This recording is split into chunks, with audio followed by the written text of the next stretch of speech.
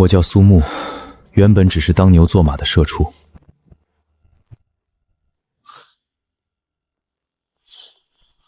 没想到一觉醒来穿越大秦皇朝，我本以为凭借自己远超这个时代的知识和见识，穿越过来可以当主角，结果考了20年才中秀才，经商又被抢了家产。本想逃到这北境安度晚年，没想到连儿子儿媳也被北狄人杀了，只剩孙女和自己相依为命。老头儿，你家年轻人呢？给老子滚出来！你们来做啥？老头子，我耳朵不好，听不见啊。爷爷，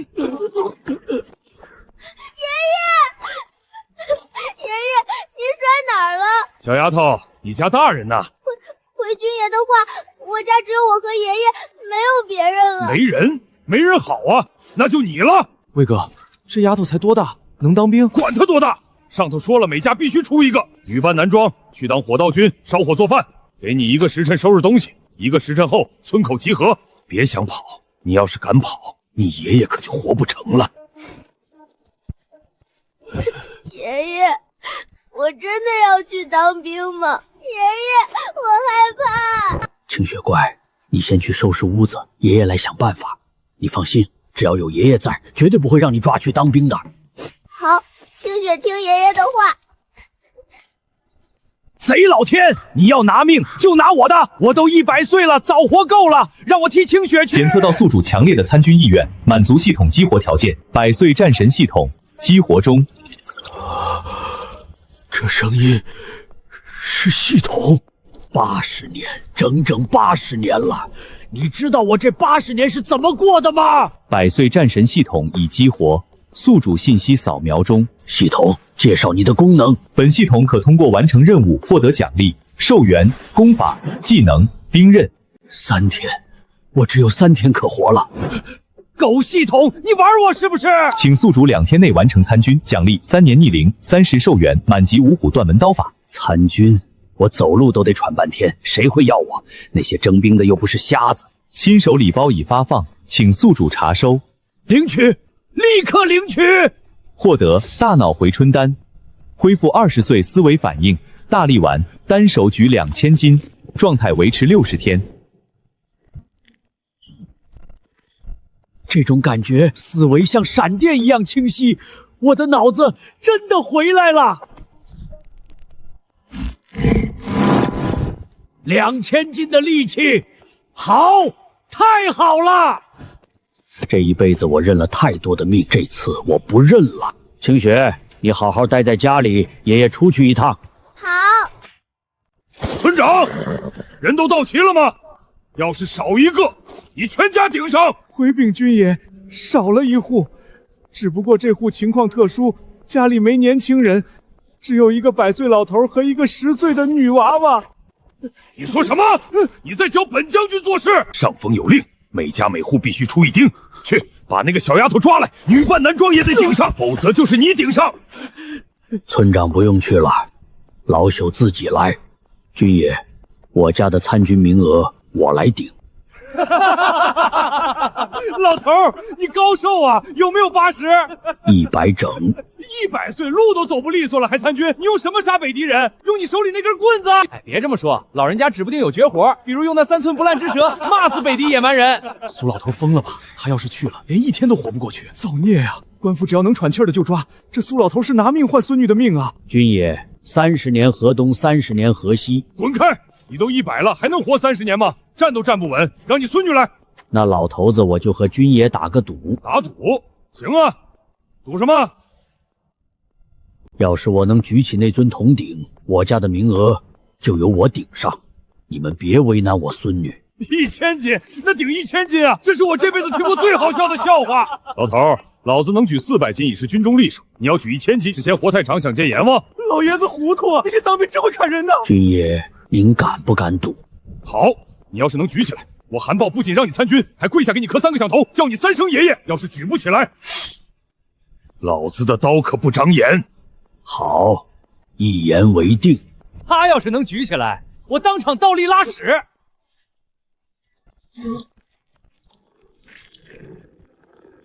起！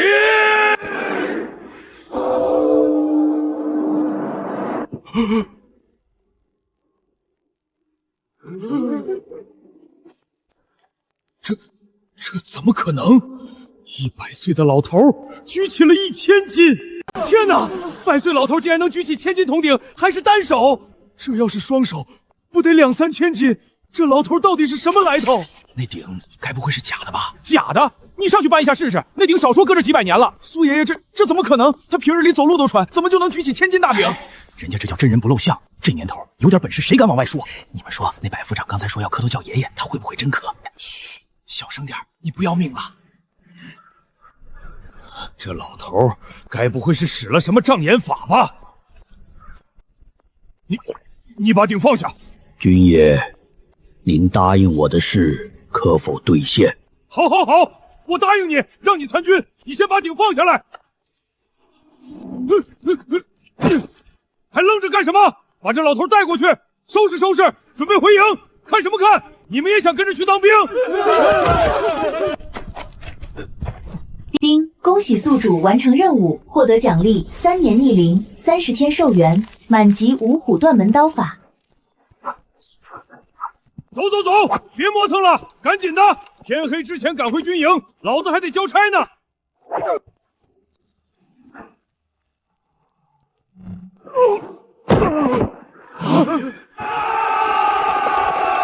是北敌人，北敌人杀来了！迎敌！随我冲杀，劈开这林子！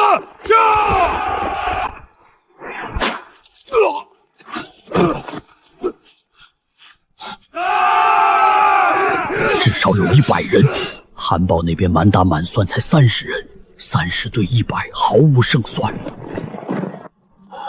这帮畜生杀完官兵，下一个就是村子。清雪还在家里。嘿，老头死吧！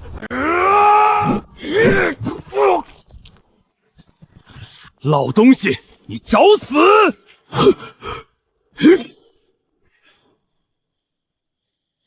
既然如此，老头子，我今天就开杀戒了。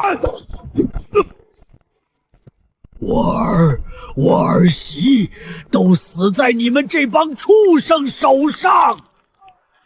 杀！老头，让我送你上路。这老头什么情况？一起上，杀了他！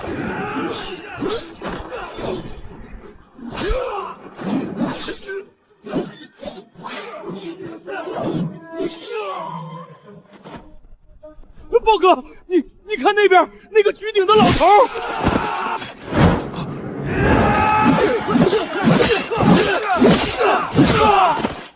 这老头，他到底是什么人？将军，你看那老头！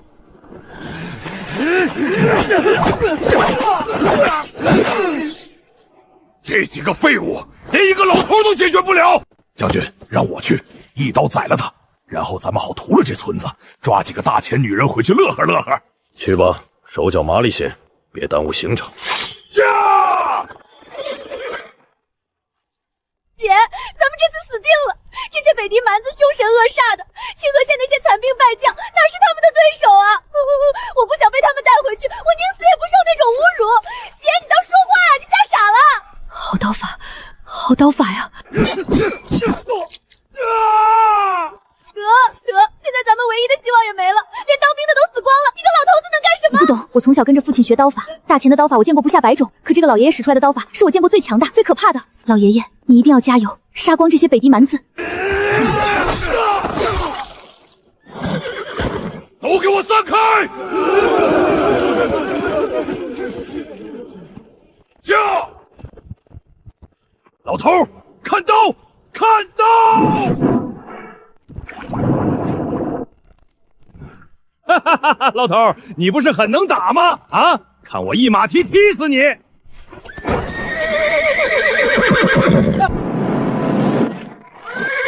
老头子，我活了100年，命硬得很。起！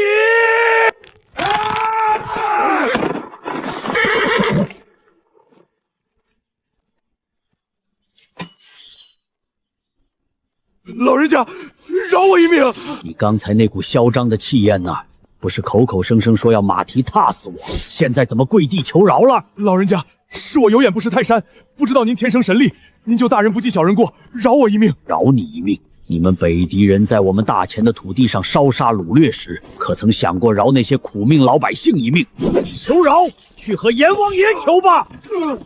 来吧，替你们的将军报仇，老朽等着你们。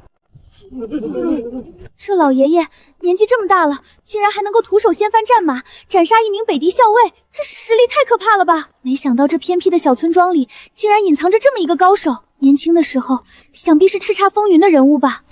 这该死的老头究竟是怎么回事？老头，我不管你什么来头，今日你杀我几十号士兵，还斩下我一名副将的脑袋，从今往后我还怎么带兵打仗？驾！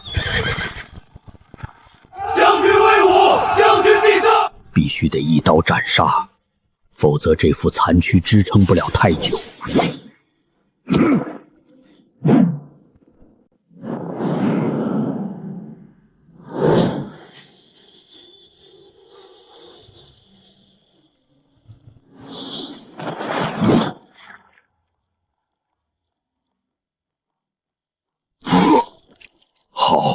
好狠的刀！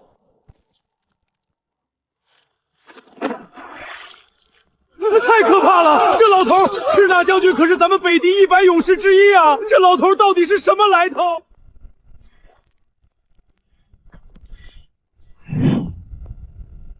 还有谁要杀老夫？速速前来！逃命吧！快跑！得赶紧带清雪走，这里不能待了。救救我们！救救我们啊！老爷爷，救救我们！救救我们啊！别杀我们！老头子，我只杀北狄蛮子，不杀大前百姓。多谢老爷爷搭救，我叫萧之夏，这是我妹妹萧之秋。放眼整个大前军中，能一刀斩杀敌将的人都没几个。这位老人家到底是何方神圣？老爷爷救命之恩，我们姐妹俩没齿难忘。小娃娃，你们赶紧走吧，那些北狄人很快又会找上门来，再不抓紧时间，就真的走不掉了。老爷爷请留步，咱们不能就这么一走了之，得去村子里通知村民们一起逃。那些北狄人绝对不会放过他们的。我只顾着清雪，倒是忘了那帮乡亲。这女丫头心肠倒是热。那边有2匹马，你们骑着去，告诉村里人赶紧跑，往南边跑。那您呢？老朽家里还有孙女要照顾，这件事靠你们2个了。清雪，开门，爷爷回来了。爷爷，您这是怎么了？怎么流那么多血？是被那些当兵的打伤了？清雪别怕，爷爷没事。这些是北狄蛮子的血，不是爷爷的。北狄蛮子，他们杀进村子了，他们会不会像杀爹和娘那样杀我们？清雪放心，那些北狄人全被爷爷杀了。爷爷，您杀死了北狄人！清雪别问那么多了，赶紧去收拾几件衣服，咱们立刻离开村子。乖，动作快点。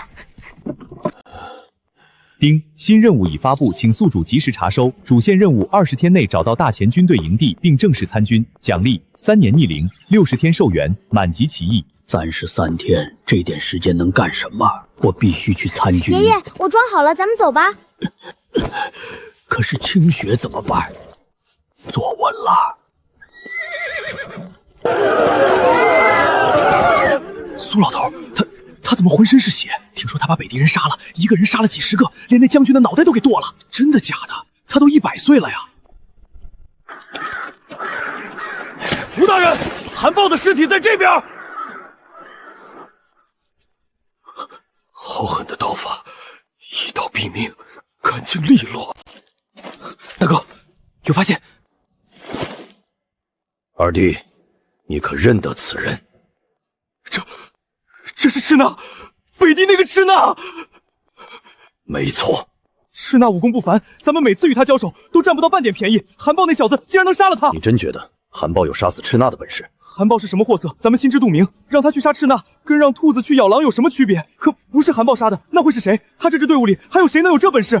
你仔细看看这道刀痕，这一刀的力量，少说也有1000斤之力。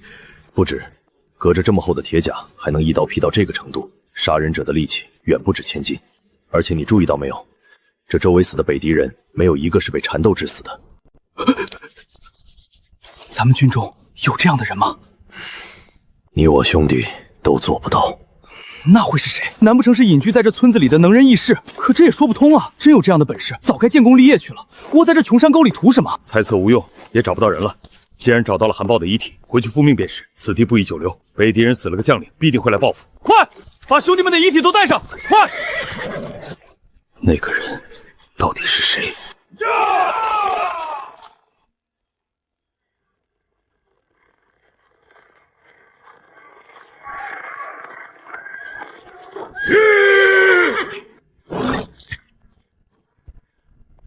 把他们给我带上来！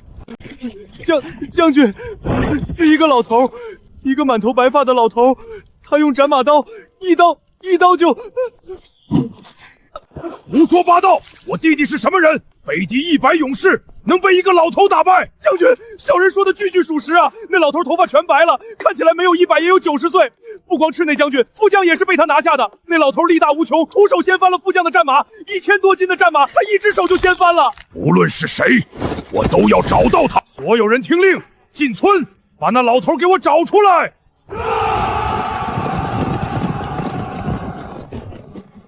老伯，您打尖还是驻店？驻店。好嘞，您里边请。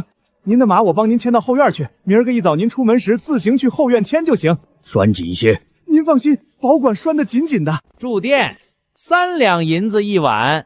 哼，3两，这种路边驿站，一间通铺也就20个铜板，这简直是抢钱！掌柜的，您能不能行个方便，让我们爷孙俩10个铜板住一晚上就行？老头，你当我开善堂的？10个铜板，你住我家的茅厕我都嫌亏。掌柜伯伯，您就醒醒吧，我们身上只有那么点钱了。去，别跟我这装可怜，给得起就住，给不起就出去喂熊。你要住店，我倒有个法子。你那匹马卖给我6两银子，这样你住店吃饭的钱都有了。这匹马少说值1200两，6两。这掌柜的是看我年老体弱好欺负，想生吞了我的马。掌柜的，如此一匹战马，你真是会做事。是啊，见人家老爷爷无依无靠的，就想抢东西。要不我给你6两，你把这驿站卖给我，行不行？我又不是不给钱。你可别以为这老爷子好欺负，看到他手里那把刀了没？你要是再乱喊价，当心他一刀把你劈成2半。哼！老爷子，您和小妹妹去那边坐，这里交给我们。给我开2间房，再备一桌酒菜，给你3两银子算便宜你了，赶紧安排，否则……好，我这就准备，马上。老爷爷都安排好了，今晚您好好休息，明天咱们一起上路。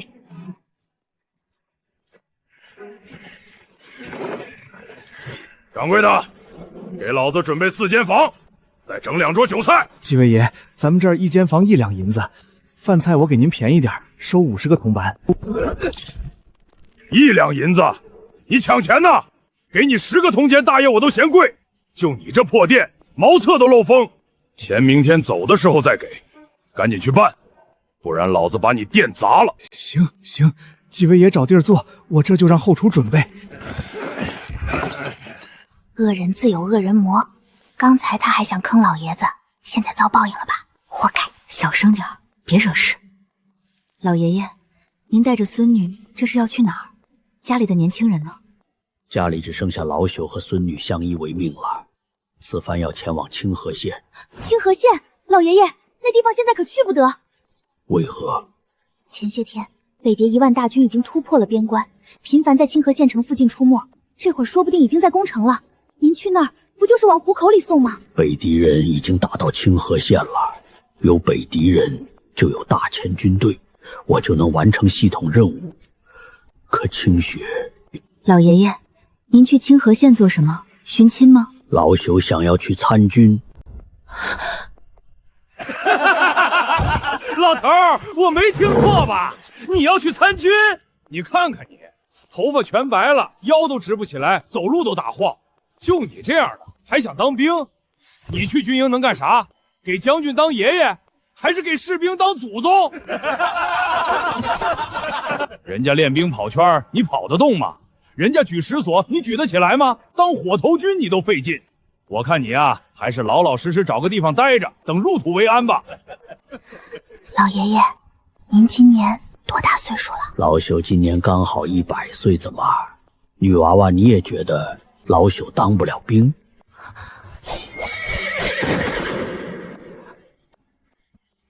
我支持老爷爷，别人不知道您的本事，我知道，就凭您那一刀，放眼整个大前军中，能做到的没有几个。现在大前内忧外患，武将羸弱，北狄连战连捷，多一个像您这样的高人，大前的胜算就多一分。只不过，老爷爷，您带着孙女去参军，无疑是把她也拉入险境，战场上斗枪无眼，她一个小姑娘。唉，现在我们爷孙俩已经无家可归，不带着她，她又能在哪里落脚？老爷爷，您要是信得过我们姐妹，可以把小妹妹交给我们，我们带她回京城。这个主意不错，老爷爷，我们萧家在京城那是响当当的大家族，让小妹妹跟着我们，保准吃香喝辣，没人敢欺负。您救了我们的命，这是天大的恩情。京城城墙高厚，守军众多，北狄人打不到那儿去。小妹妹的安全，您尽管放心。爷爷，我不要离开你，我不去什么京城，我已经没有爹和娘亲了，我不能再没有爷爷了。清雪乖，爷爷不是不要你，爷爷是要去办一件大事，办完了就来京城接你，跟着2位姐姐比跟着爷爷安全。好，老朽信你们，清雪就拜托2位姑娘了。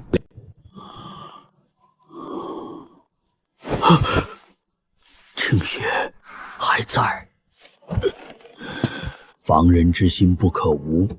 昨天那掌柜和几个壮汉，眼神里透着贼光，老朽绝不能大意。萧爷爷，下楼吃早点了，吃完咱们就得出发了。好，你们先下去，老朽叫醒清雪就来。清雪，清雪，清雪，起来啦！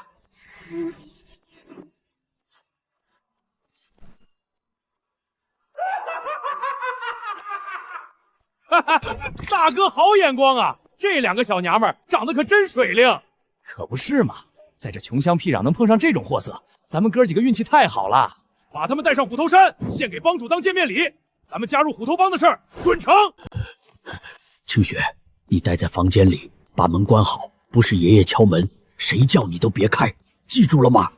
清雪记住了，爷爷，你要小心。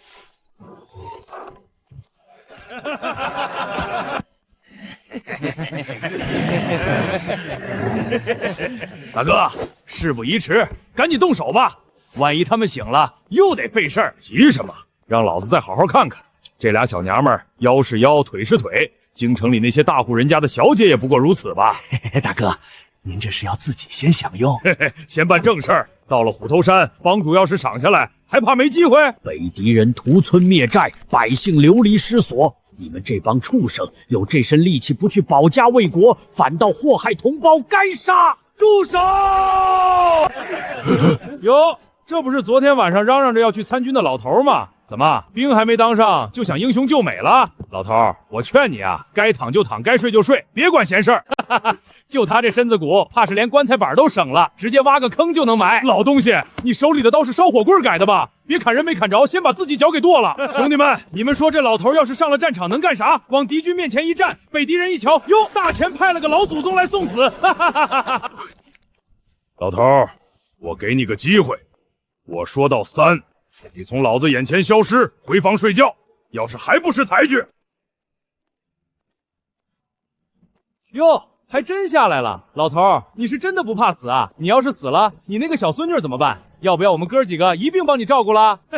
对，顺便把那小丫头也带上山，养几年，说不定比这俩还水灵。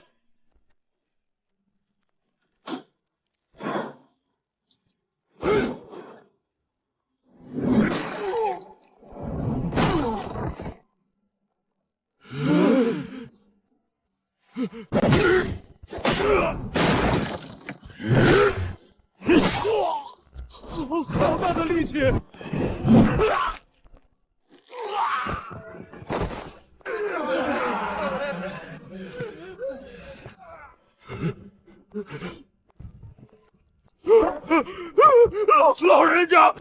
饶命！饶命啊！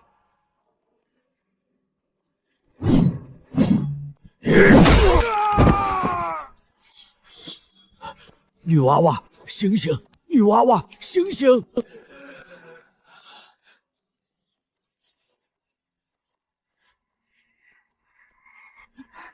老爷爷，我们这是怎么了？我的头好晕，难受得很。这帮人在你们早点里下了药，想把你们绑走，送上什么虎头山？什么？姐，你快醒醒，出事了！这是怎么回事？我也不知道。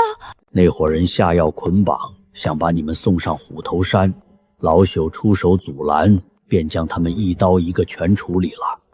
多谢老爷爷再次救命之恩。江湖险恶，世道混乱，你们两个女娃娃往后得多加提防，不是每次都能遇上人搭救的。老爷爷教会的事，我们记住了。掌柜的，给我出来！你这黑店竟敢合伙下药！不用喊了，掌柜的和店小二都被那伙人杀了。老朽去后院找水时，已见了他们的尸体。这世道，黑吃黑也不稀奇了。拿好东西，咱们该出发了。老朽送你们到北边的岔路口，接下来的路你们得自己走了。清雪，走了。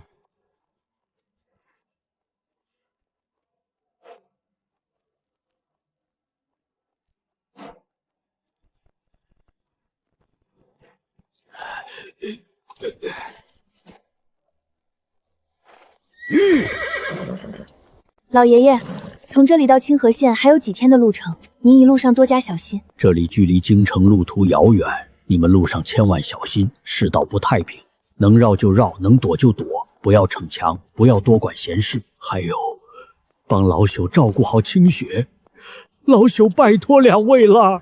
老爷爷，您2次搭救我们，这份恩情一辈子都还不完。我们一定会把清雪妹妹安全带回京城，好生照顾。您放心。对，老爷爷您放100个心，从今往后，清雪就是我们的亲妹妹。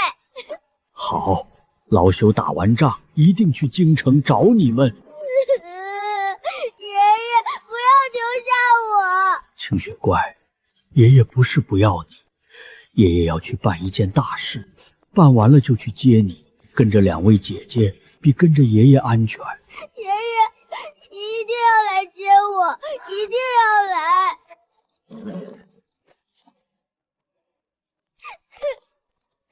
爷爷，您保重！驾！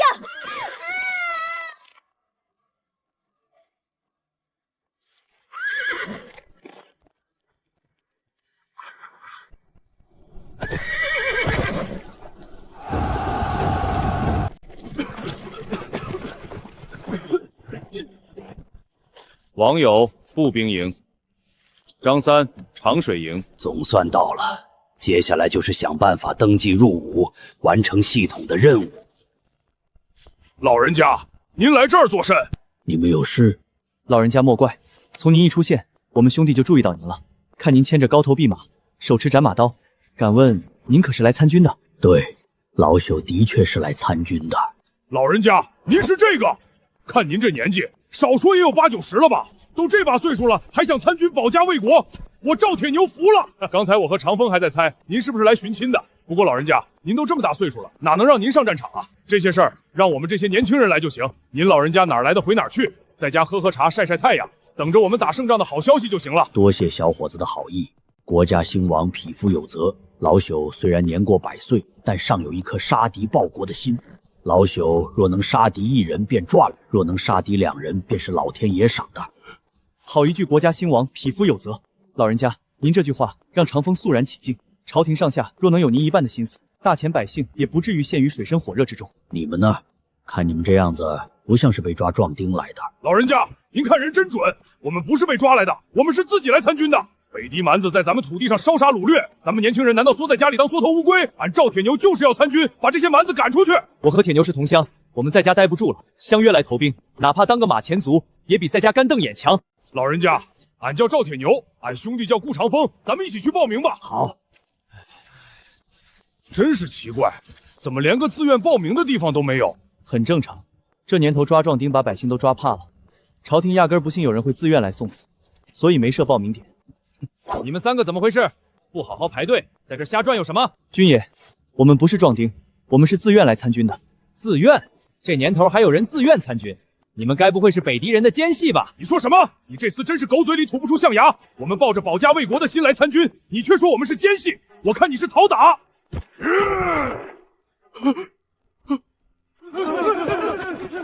铁牛，别冲动，军营重地，不能闹事。你们等着，我回去禀报长官。就是你们3个自愿参军？正是。老头儿，你别告诉我你也要来参军。回禀将军，老头子也是来参军的。你们听听，这老头子说他要来参军，一个快进棺材的人跑来参军。老头儿，你是家里揭不开锅了想来混饭吃，还是活腻了想找个痛快？看看你这德行，头发全白，腰都直不起来，你能干啥？扛得动刀吗？拉得开弓吗？我看你是来骗降葬金的吧？军爷，说话别太过分，老人家有这份心那是弥足珍贵的，什么骗降葬金？你这话也太难听了。你们2个去那边壮丁登记处报到，自愿参军的也走那边。将军，老朽虽然年纪大了，可年轻时练过些拳脚，还有些力气。上阵杀敌虽然比不上年轻人，但给军营看看门、喂喂马、烧烧火，总能派上些用场，还望将军收留。去，谁还没年轻过？可现在的你，就是一具快要入土的尸体罢了。走，别在这儿耽误时间。老头儿，站住！你人可以走，那匹马留下。你都快进棺材的人了，不配拥有这么好的马。这马留在你手里简直是暴殄天物，把它留下给我上战场杀敌用，也算是你为大钱做贡献了。喂，你这也太过分了！你不给老人家报名参军也就罢了，还想抢他的马？你还是不是大钱的军官？跟土匪有什么区别？你这黑厮竟敢对本将不敬！军营重地，以下犯上！来人，给我拿下！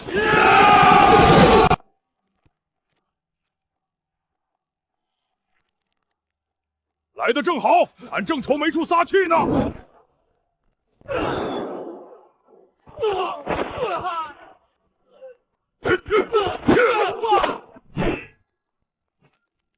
过来！铁牛，休要伤人性命！哼！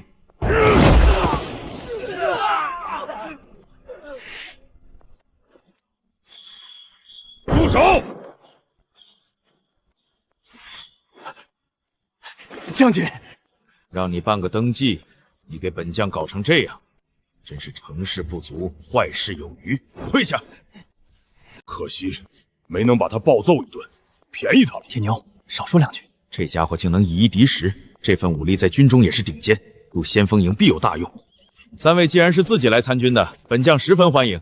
当下大前军中最需要的就是你们这样忠心报国的义士，你们去那边登记即可。此人倒是会办事，看上的怕是铁牛这身力气，我这老骨头不过是添头。老人家，您年事已高，征战沙场这种事实在不适合您了。不过您一腔热血，本将也不忍拒绝。这样吧，您就编入火头营，如何？火头营虽然不是正面战场，但全军的吃喝拉撒都靠他们，也是替军队效力，替国家分忧。一切听从将军安排。将军，这匹马老朽就贡献给军队了。它本来就是战马，战场才是它的归宿。这的确是一匹好马，老人家一片好心，本将替军队收下了。来人，带老人家去登记，编入火头营。你们2个编入先锋营。姓名苏木，年龄100岁。籍贯青州府清河县秦家村。拿着这个去伙房报到，伙房在营地东南角，顺着这条路一直走，看见冒烟的地方就是。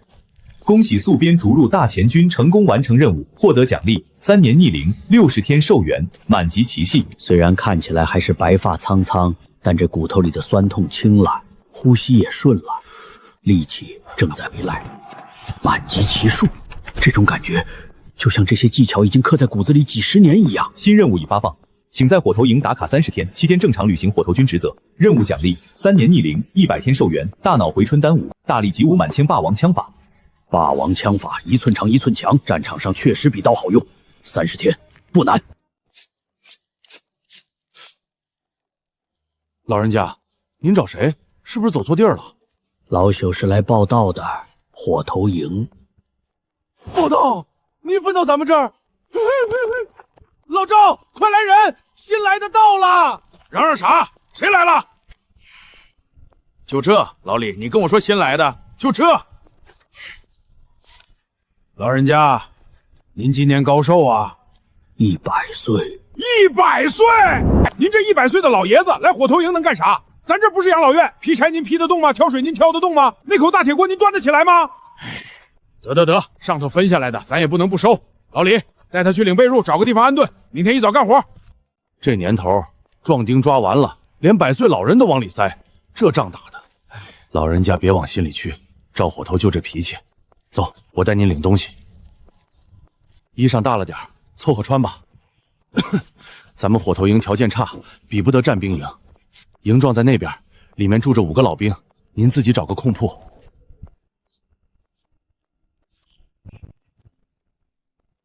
哟，来新人了，这多大岁数了？上头是没人可抓了。赵火头咋想的？咱们这儿又不是善堂，这老爷子来了，是咱们照顾他，还是他照顾咱们？邢行业，少说2句。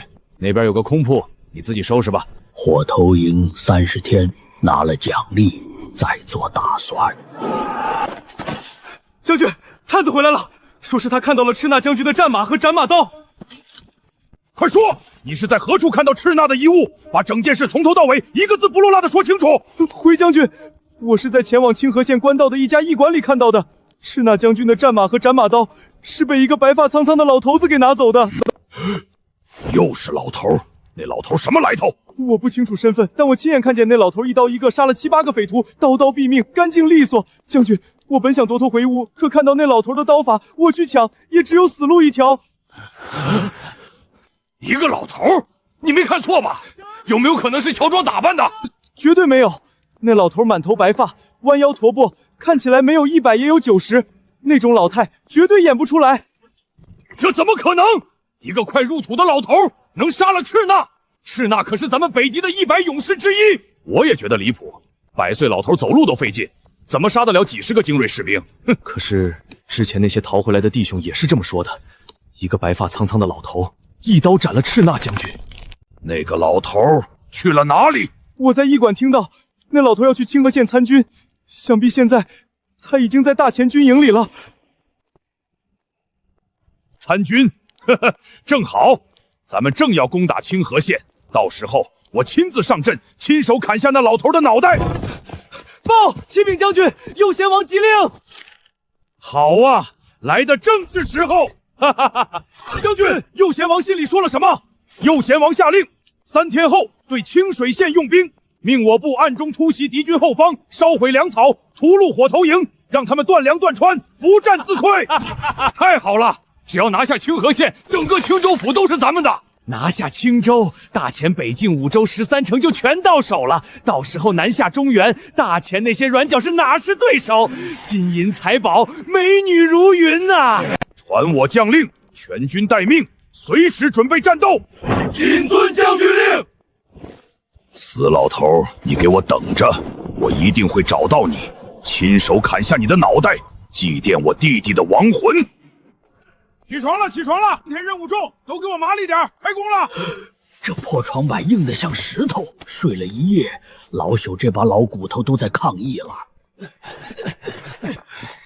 老头儿，都这把年纪了，睡眠质量还这么好，赶紧起来干活了。我可丑话说在前头，咱们火头营不养闲人，不会因为你年纪大就可怜你。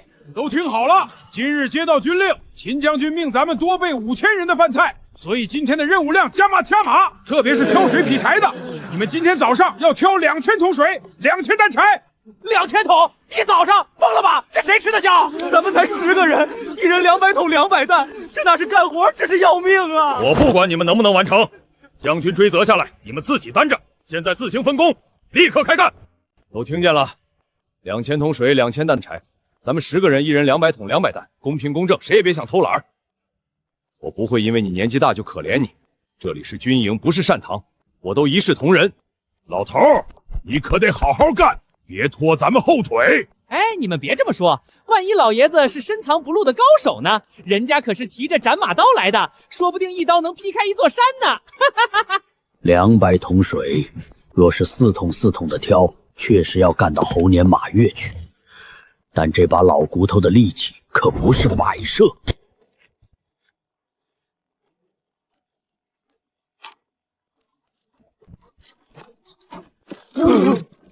这老头在干啥？他疯了！我数数，1、2、3，我的天，50只，一只装满水30斤，50只就是1500斤，加上木杆，快2000斤了。2000斤，牛也扛不动啊！他要是能挑起来，我当场把这扁担吃了。啊！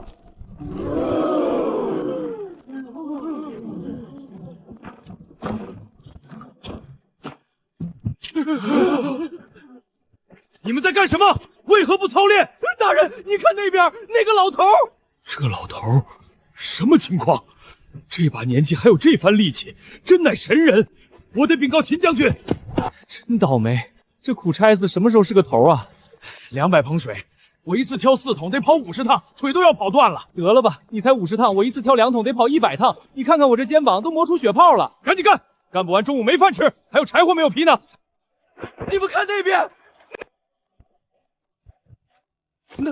那是咱们火头营新来了的老头，他这是要一次挑几10桶，我没看错吧？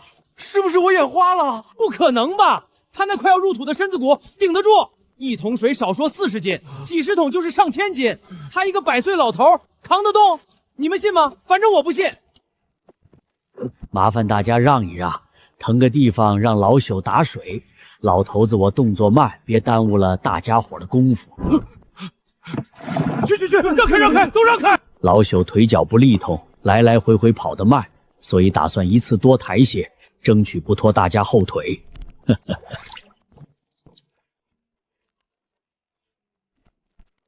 老头，你真的能？哈！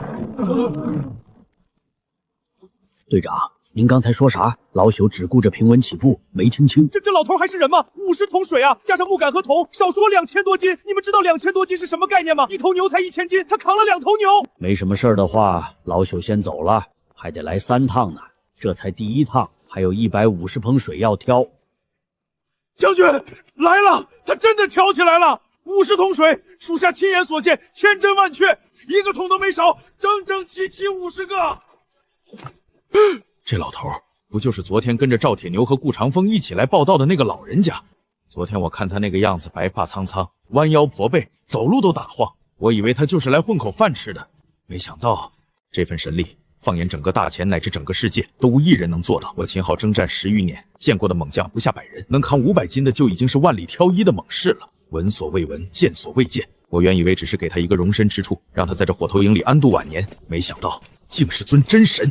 快看，2000多斤啊！咱们军营最猛的大力士扛500斤都顶天了，走3步就趴下了。这老头2000多斤还走这么稳，他是不是人？一个能扛2000斤的神人去烧火做饭，暴殄天物啊！昨天张校尉要抢人家的马，他要是知道这老头有这本事，借他10个胆子他也不敢。让！我的天，老爷子这是要逆天啊！50桶水，按赵铁牛最多扛10桶，走3步就喘得像狗了。他扛50桶，走得比俺还稳，俺没脸活了。这完全违背常理。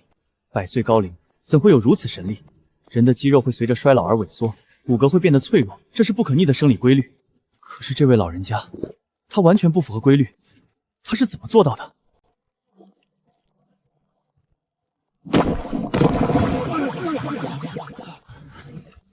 让开！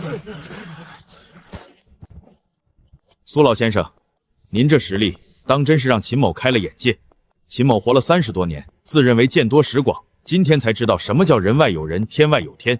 这火头军的位置，怕是容不下您这尊大佛了。我征战10余年，打过大小仗不下100场，见过的猛将如云，有能扛300斤的，有能扛400斤的，最猛的一个能扛500斤，我当宝贝一样供着。可能扛起2000斤重担的，一个都没有。别说见过，听都没听说过，更别说是一个100岁老人。苏木参见将军。老爷子不必多礼，您这岁数是我的2倍还多，该是我向您行礼才对。老爷子，您这力气是天生的还是练出来的？您要是不方便说，就当秦某没问。回将军，老朽年轻的时候就有些力气在身，加上常年干苦力，挑水劈柴扛粮食，年头久了便把力气练出来了。不过是些苦力气罢了，不值一提。不值一提，2000斤的力气不值一提，那我手下拜金就喊累的士兵算什么？废物吗？老爷子，您今年当真100岁了，不是秦某不信你，是这事实在是太超出常理了。是啊，老朽2个月前刚过完100岁生辰，吃了一碗长寿面，加了一个鸡蛋。老人家，您可愿意前往先锋营？我的天，秦将军亲自邀请这老头去先锋营，那可是精锐中的精锐啊，不是什么人都能进的。整个军营几千号人，先锋营只有300人。这老头都100岁了，上战场能行吗？力气大归力气大，打仗又不是光靠力气，一枪无眼，他跑得动吗？躲得开吗？怎么不行？就凭他这身神力，战场上扛着长杆一扫一大片，北敌人骑马冲过来，他一杆子扫过去，连人带马全放倒，说不定能成为一代传奇呢。老朽不去。将军的美意，老朽感激不尽。不过现在，老朽还不想去先锋营啊！以您这番神力，在先锋营才能发挥出最大的用。您知道先锋营是干什么的吗？是冲锋陷阵的，是冲在最前面的，是需要最强的士兵的地方。您这身神力在先锋营就是一把尖刀，能捅穿敌人的心脏。在这火头营里劈柴挑水，简直是暴殄天物，是天大的浪费。系统任务要求在火头营打卡30天，30天后才有奖励和寿元。现在去先锋营，任务就失败了。30天后，我就能再年轻3岁，多活100天，还有霸王枪法，这些才是保命的本钱。现在说实话，他定会当我是妖孽。一个100岁的老头能扛2000斤，已经是怪物了。再说系统的事，他不得把我当妖怪烧了？回将军，老朽年纪大了，虽有一身力气，但毕竟年事已高，脑子不灵光，反应慢，身子骨也跟不上，跑不动了，躲不开了。一旦到了战场上，恐怕拖大军后腿，到时候不但杀不了敌，反而连累了弟兄们，那就罪过了。让老朽在火头营再待些日子，熟悉熟悉军营的规矩。等时候到了，老朽自会去找将军。老朽说话算话，请将军放心。既然老爷子不愿意，本将军也不勉强。每个人都有每个人的想法，强扭的瓜不甜。都看什么看？不用操练了，都各自回营吧。再让我看到谁在这站着看热闹，罚跑10圈。让！老爷子，你为啥不答应啊？你要是来了先锋营，咱们3个就能一起上战场杀敌了。您想想，您在前面扛着大杆子一扫，我和长风跟在后面捡人头，那多痛快啊！就您这神力，战场上哪个小兵顶得住您一拳？一拳下去，连人带甲全飞了。是啊，老爷子，您在这火头营里，每天不是挑水就是劈柴，干的都是粗活。挑水、劈柴、烧火、起菜，以您的本事在这里太屈才了，那不是糟蹋了？现在还不是时候，等时机成熟了，老朽自会去先锋营找你，你们先好好干，在先锋营站稳脚跟，等老朽去了也有个照应。老爷子，您可别让俺等太久呀！俺这人性子急，等不了，俺还等着跟你一起杀敌呢。老爷子，这火头营里要是有人敢欺负您，尽管来找俺，俺在先锋营第3队，记住了，第3队，走。去吧去吧。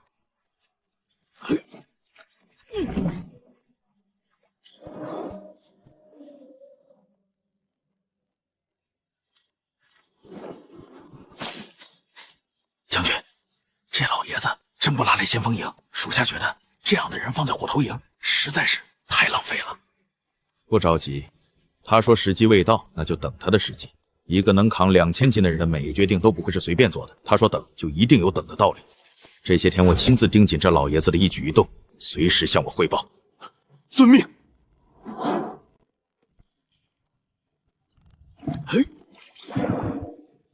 这100岁的身子骨，哪怕有大力丸撑着，皮肉还是嫩了点儿，经不住这么磨啊。老了，真是不中用了。真是没想到啊！本以为这老头会拖咱们后腿，结果人家4趟就搞定了200桶水，4趟啊，1炷香的时间，咱们反而成了拖后腿的了。咱们这些人还不如一个100岁的老头，说出去都丢人。可不是嘛，我到现在才挑了60桶，腿都快断了，骨头都在响了。你说咱们这些年轻人丢不丢人？喂，一次挑6桶，挑得起来吗？之前还羞辱老爷子，你可别闪了腰啊！闪了腰，我们可不抬你回去。你住海边啊，管得这么宽？赶紧挑你的水去！再多嘴，我1桶水扣你头上！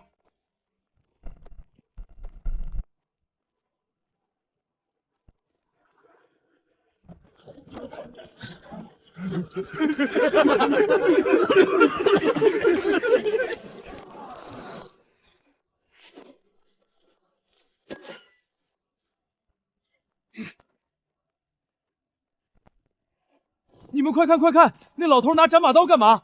那可不是劈柴的玩意儿啊，那是杀人的兵器。他该不会是要用那玩意儿劈柴吧？疯了吧？虽然钝了点儿，但比斧子好用多了。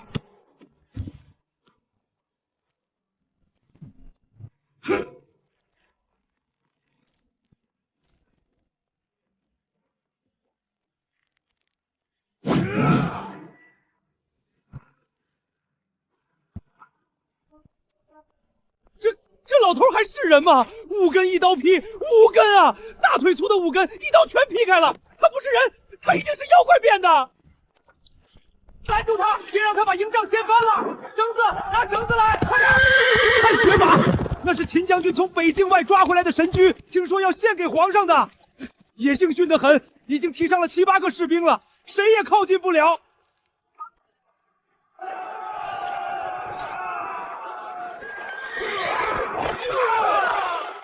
都让开！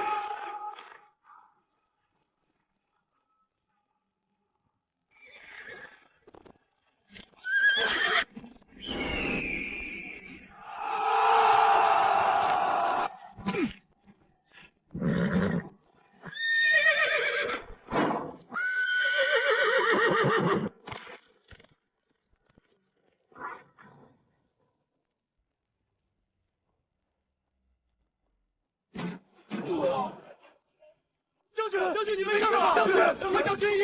快！这畜生脾气倒是不小，像个倔老头，谁的话都不听。差一点，那汗血马的野性太大了，不是光靠蛮力和技巧就能驯服，但他还是把他当敌人当对手，想用蛮力压服他，那怎么行？得读懂他的心，顺着他的性子来。宝马哥，你可别乱来呀！老朽这2缸水可不好挑，辛辛苦苦扛了4趟才装满，你可千万别给我撞翻了！绕路，绕路！那边有草，看见没有？你去吃草料行不行？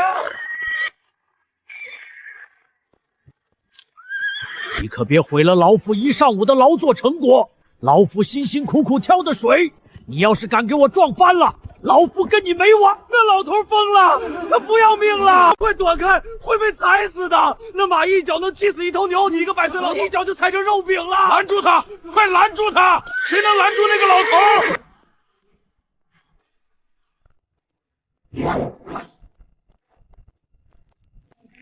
给我停下！天哪，他把马拽住了，那可是汗血宝马，力能拖车的汗血宝马。一个100岁的老头把汗血宝马拽住了，我不是在做梦吧？我的个亲娘嘞！老爷子这是吃了龙胆还是喝了虎血？汗血宝马呀，秦将军都被甩下来了，他能拽住？俺铁牛服了，彻底服了！他用的不是蛮力，蛮力是拉不住汗血马的。我刚才已经试过了，他是在引导马的重心，他绳子的松紧都是有讲究的。松的时候马往前冲，紧了马的重心飘了，一圈一圈的转，马力一点一点的消耗。只有最顶级的骑手才能练出这种手法。这老头，他年轻的时候到底是什么样的人物？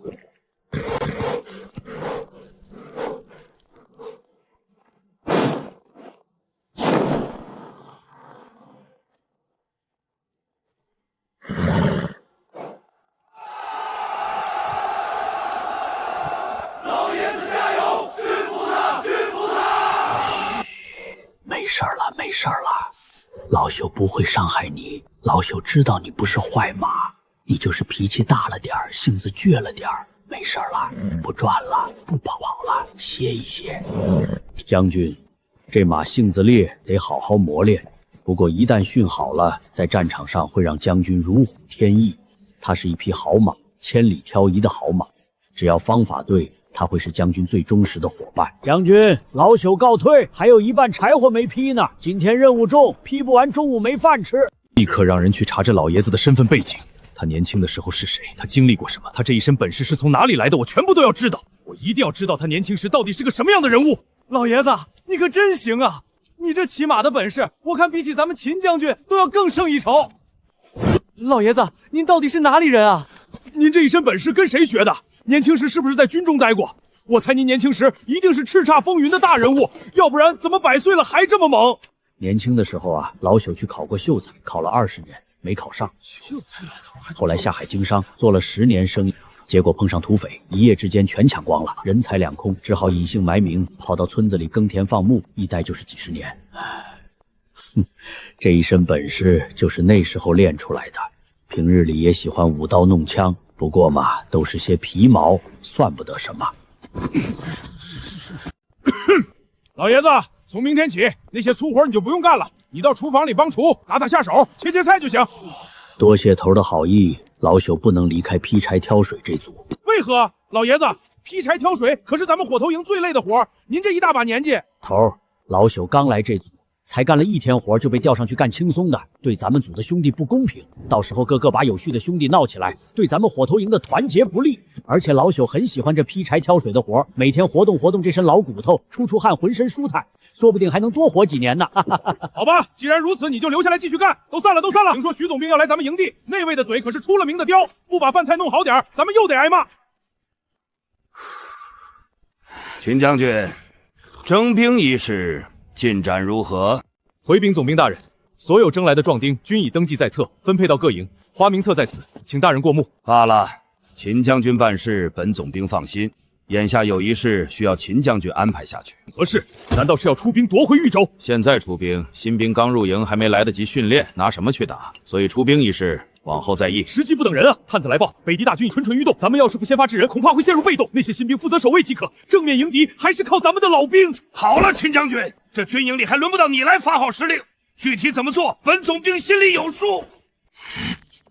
明日给你们1天的时间，挑选1000精兵，后日一早随本总兵押送那匹汗血宝马进京，献给上。总兵大人，使不得啊！如今大战在即，岂能随意调兵遣将？更何况调机调，这一来一回，少说2个月。万一北敌大军趁虚而入，军中精锐不在，请总兵大人三思。请总兵大人三思。哼，你们反了天了！这是本子兵的命令，不是跟你们商量。挑选精锐，送马上京一事就这么定了。尔等速速退下，办事去吧。我不想再说第2遍。末将遵命。哼，我一个堂堂总兵，还调不动你们几个，岂有此理！这徐世贵也太儿戏了。大战在即，不谋划如何迎敌，反倒要抽调精锐去给他压马。压马那是献给皇帝的，他这是拿军国大事当自己的升官阶梯。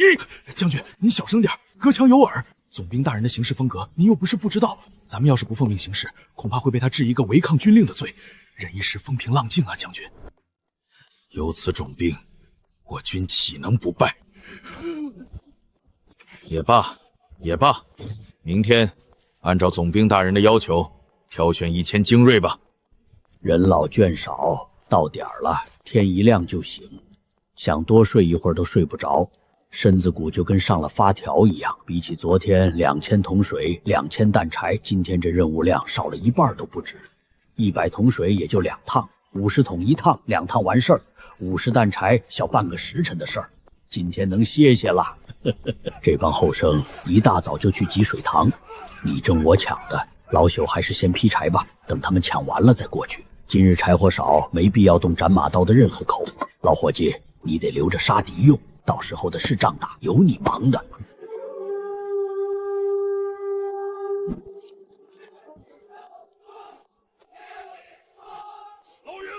老爷子，您这腿脚真利索。俺和长风才练完早操，跑步跑的腿都要断了，您都干完了，俺连早饭都还没吃呢。你们2个大清早跑火头营来做什么？就不怕先锋营的将军责罚跑操时间私自离队？那可是要挨军棍的。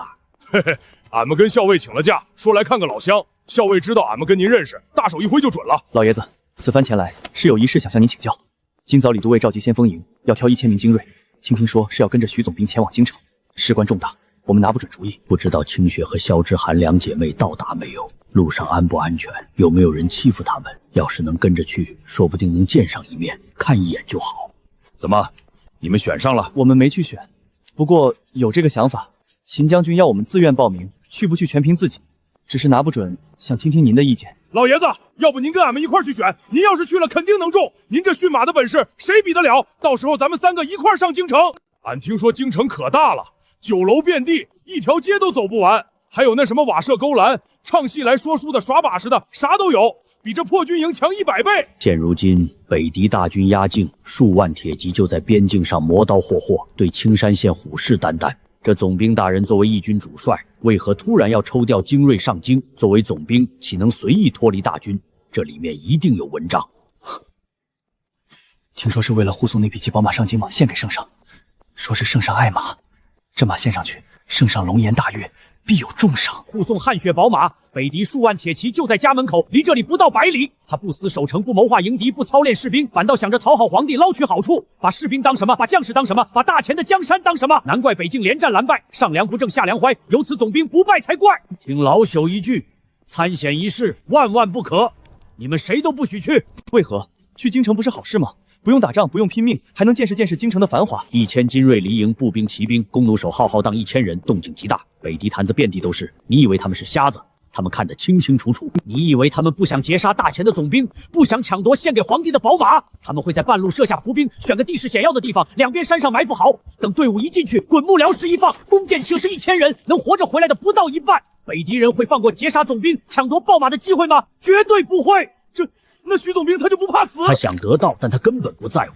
在他眼里，1000精锐的命，1000条活生的人命比不上那匹马。马送到了，圣上高兴了，他就能生发财，就能加官进爵。至于路上死多少人，他不关心，只要他自己活着，马活着就够了。老爷子所言甚是，多谢指点迷津。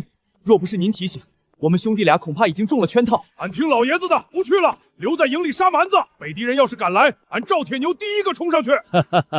听说了吗？要把精锐抽上去送马，北狄人都快打到门口了。探子说就在100里之外，这仗还怎么打？精锐都走了，剩下咱们这些新兵蛋子拿什么守？这不是把咱们往火坑里推吗？小声点，让整兵大人听见就没命了。他要是听见有人说他坏话，轻则打军棍，重则……北狄大军已从豫州开拔，2万人直奔清河县而来，全军集结，随我迎敌。大钱的将士们，保家卫国的时候到了！是，都忙起来！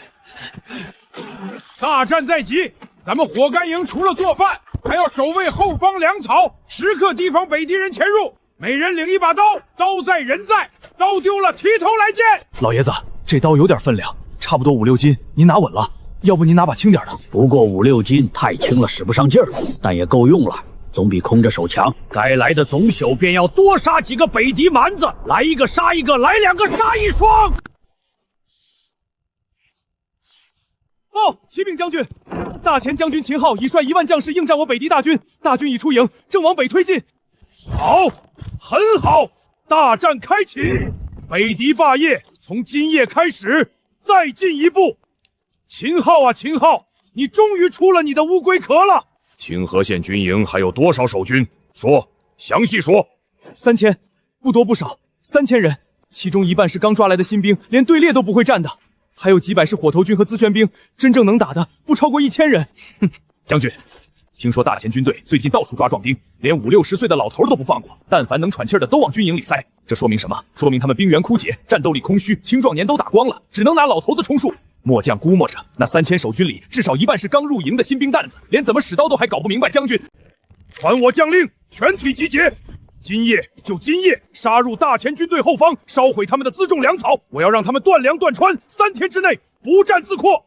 我要让秦昊回头的时候，发现他的家已经被烧光了。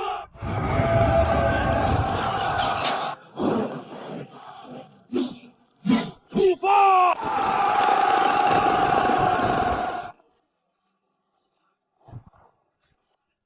老爷子，你还不睡？都3更天了，明天还得干活呢。年纪大了，睡不着，磨磨刀，刀刃钝了就不好使了。有机会的时候多杀几个北狄蛮子，老家伙也该活动活动了。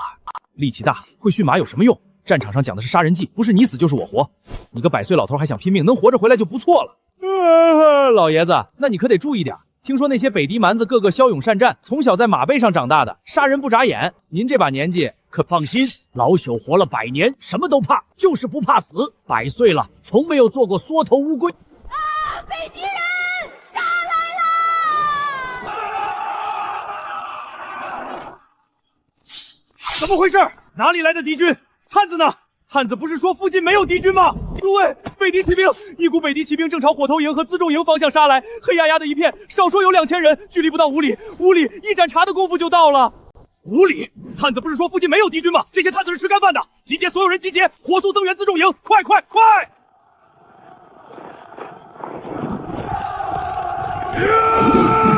冲进去，烧光他们的粮草，杀，一个不留！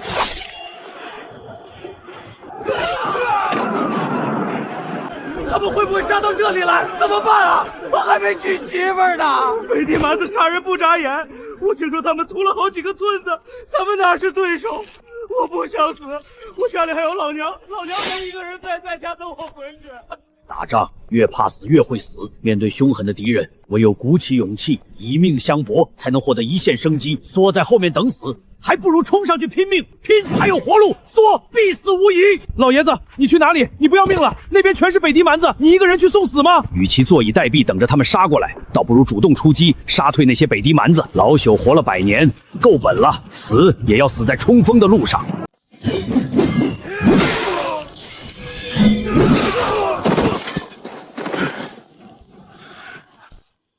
老头，你疯了，滚回去！这是战场，不是火头营的灶台！你他娘的跑这儿来送死！快滚！本校也顾不上你！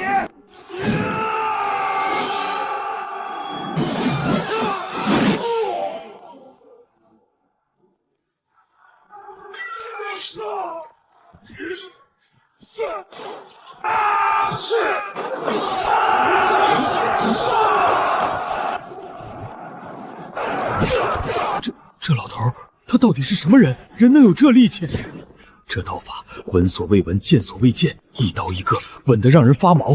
我刚才还叫他快滚回去，我有什么资格叫他滚回去？看来我还是先顾好自己吧，别在他面前丢人了。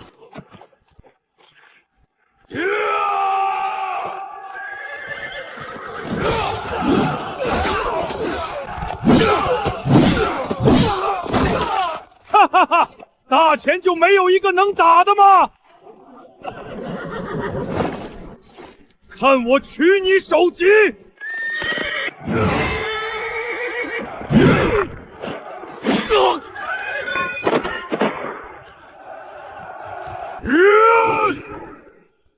都尉，快撤！有点力气，可惜光有力气没用。你这点蛮力，在我面前还不够看。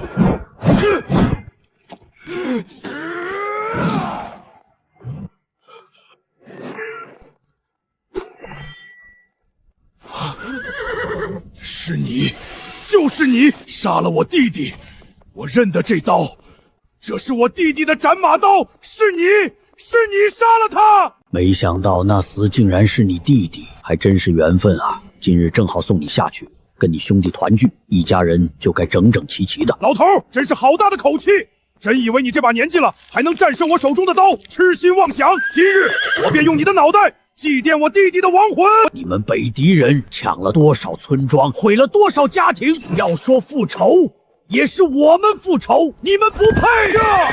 完了，这老爷子根本不可能挡得住，那一刀就算是我全盛时期也接不住半招。对，咱们该怎么办？那老爷子不可能打得赢这家伙的，得想想办法救他。救拿什么救？万一现在开了城门，北狄人杀进去，我们就彻底全军覆没了。到那时，我就是大前的罪人啊！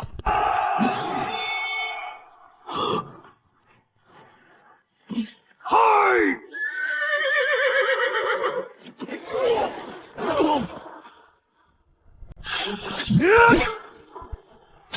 这股力量怎么可能？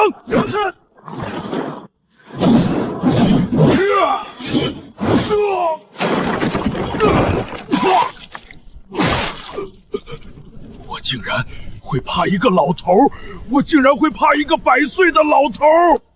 这老爷子仅仅3刀就把赤烈击溃了，那可是北狄100勇士之首，北狄第一猛将啊！老爷子真是深藏不露啊，如此刀法世所罕见，恐怕整个大前都找不出第二个，难怪他这把年纪了还要来参军。撤退！快撤！将军先走，我们来殿后。想走绝不能，老朽说过，送你下去跟你兄弟团聚，一个都不能少。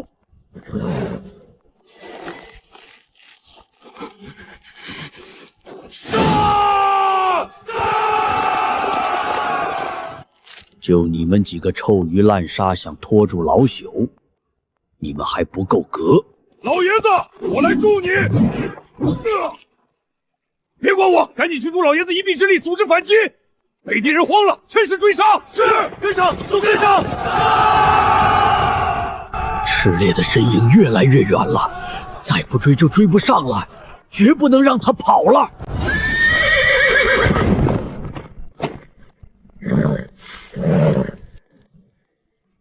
是你在认老朽为主。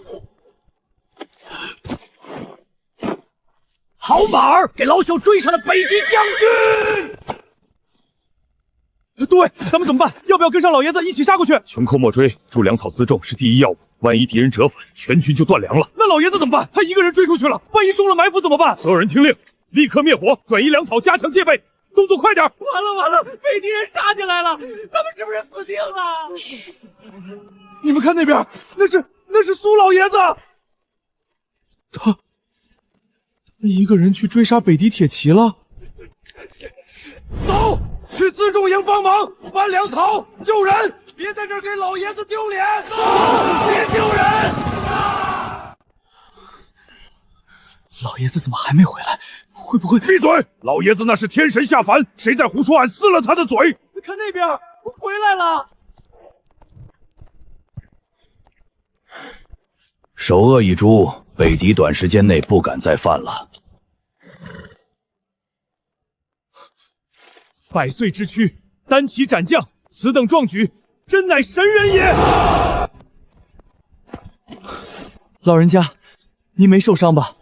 身上这血……老爷子，您满身是血，哪儿受伤了？军医，快来！老爷子快不行了！军医，快过来！快点儿，跑起来！老朽没事，身上的血都是那些北敌蛮子的，老朽连皮都没破一块，让军医去给其他有需要的伤员治伤吧。老朽这把老骨头还撑得住。多谢老爷子出手铸就，拯救了整支大前军队。若无老爷子，粮草必被焚毁，我军必败无疑。多谢老爷子出手护助。都尉这是做什么？速起来！老朽虽说是火头军，但也是大前的兵，出手杀敌乃是职责所在。您这次斩杀北敌2员大将，护助我军粮草，乃是天大的奇功。等准兵大人和秦将军回营，末将定会上报京城，为您请功。请不请功，日后再说吧。老朽这副身子骨快要散架了，现在就想回营好好休息。年纪大了，经不住折腾啊。老爷子安心回去休息，末将保证绝不会有人打扰您。都尉大人，这汗血马也算是功臣，没有他，老朽根本追不上炽烈，还请都尉好生招待。都尉大人，汗血马向来认主，苏老爷子已将其驯服，除了他，这马不听任何人的。您看他那样子，是真要咬人的。可，这毕竟是总兵大人要献给圣上的宝物啊！要是留在这里，总兵大人回来问起来。都尉大人，您这话俺可不爱听。此等战马不拿来杀敌，送去皇宫当花瓶，这不是暴殄天物吗？再说他只认苏老爷子，万一到了皇帝跟前，他把皇帝给踢了咬了，那可是诛九族的大罪，您担得起吗？都尉不必为难，就让他跟老朽回锁头营，老朽再想办法说服他。老伙计，咱们走。赵大嘴在哪儿？都尉大人，小的在，您吩咐。从今日起，不准安排苏老爷子做任何苦工，照顾好他的衣食住行，听明白没有？明白。大人放心，小的一定把老爷子伺候得妥妥帖帖的，一根手指头都不会让他动。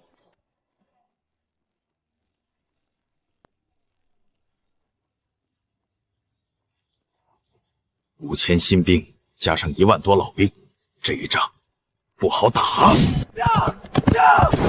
总兵大人，秦将军，北敌人撤了！你说什么？再说一遍，大声点！大军全部撤了，正在往豫州方向退去。末将亲眼所见，5里之外已经看不到他们的旗帜了。撤了！他们来势汹汹，2万人马，怎么说撤就撤了？这不对呀！撤！这不对，北敌人兵力占优，士气正盛，为什么要撤？没有理由撤退啊！将军，会不会是诱敌之计，故意撤退引我们追击，然后设伏？为什么？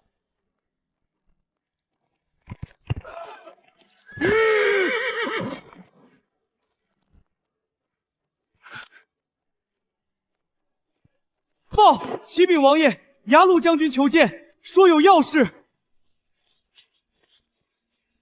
王爷，为何突然间下令撤兵？我军占据优势，眼看就要拿下清河县了。将军，难道忘了咱们这次出战的主要目的？正面大军驻大前主力，使其后方空虚，让炽烈将军率苍狼部烧掉他们的粮草。本王记错了吗？这不是咱们一早定好的计划吗？怎么，赤烈没有烧掉大钱的粮草，赤烈呢？他人在哪儿？以他的本事，烧个粮草还不是手到擒来的事？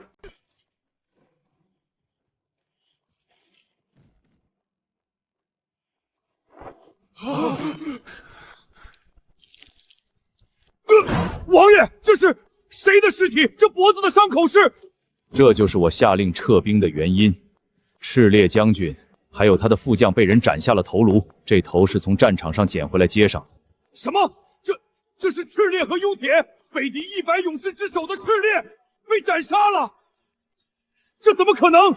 赤烈带兵去夜袭后方，怎么会变成现在这样？大前镇守后方的不过是些老弱残兵，能打的都在秦昊手里。那些火头军、自闭令连刀都拿不稳的人，怎么可能杀得了赤烈？以赤烈的武功，大前军中除了秦昊，谁能杀得了他？谁能斩下他的脑袋？他可是北敌100勇士之首。这的确叫人难以置信，可事实摆在眼前，由不得本王不信。赤烈死了，苍狼部溃了，这就是结果。据苍狼部溃逃回来的将士禀报，赤烈将军和副将夜袭大前辎重营时，碰到了一个白发老头。白发老头，你没说错吧？不是黑发壮汉，是白发老头。那老头刀法神通，仅仅3刀就击溃了赤烈。赤烈连3招都没撑下来。随后，他独自一人骑着一匹白马，追杀苍狼部数百骑兵，在重重围堵下斩下了2人的首级，全身而退。本王也觉得不可思议。事实是赤烈的脑袋没了，苍狼部精锐溃不成兵，这难道是假的吗？那2具尸体在那里，你亲眼看到了。大前军中有这样的人物，咱们必须谨慎。清河县一战，得从长计议，不能再像这次一样莽撞了。王爷，您是不是太过于谨慎了？我军实力完全压制大前，兵力比他们多，骑兵比他们强，士气比他们高。只要开战，凭我耶路齐的能力，不出3天便能拿下清河县。正好让我去会一会那个老头，看看到底是何方神圣。我倒要看看他是不是长了3头6臂。野路将军带兵劳累，先下去休息吧。有什么事，明日再议。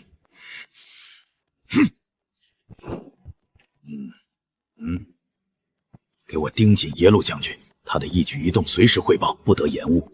他要是擅自出兵，是立刻来报。王爷此举英明，能在苍狼部百骑中斩将者，秦昊都做不到。此人绝非等闲，看来大前军中卧虎藏龙啊！军师觉得此事该如何是好？是继续打，还是暂避锋芒？知己知彼，方能百战不夺。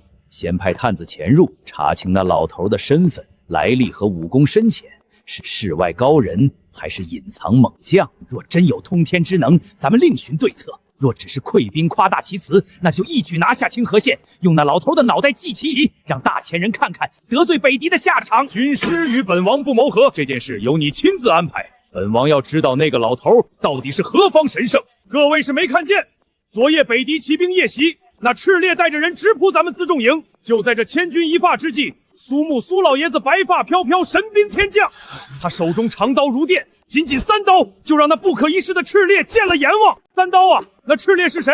北敌100勇士之首，在老爷子面前连3招都撑不过去。随后老爷子单骑白马，愣是追着几百个北敌骑兵砍杀，在千军万马中如入无人之境，生生又斩下2员大将的首级。总兵大人，秦将军，这次要不是苏老爷子，咱们的粮草早被烧光了。末将斗胆，请总兵大人将此奇功上奏朝廷。总兵大人，末将有一事禀明。今日北敌大军突然撤兵，末将本百思不得其解。现在听了周都尉所言，终于恍然大悟。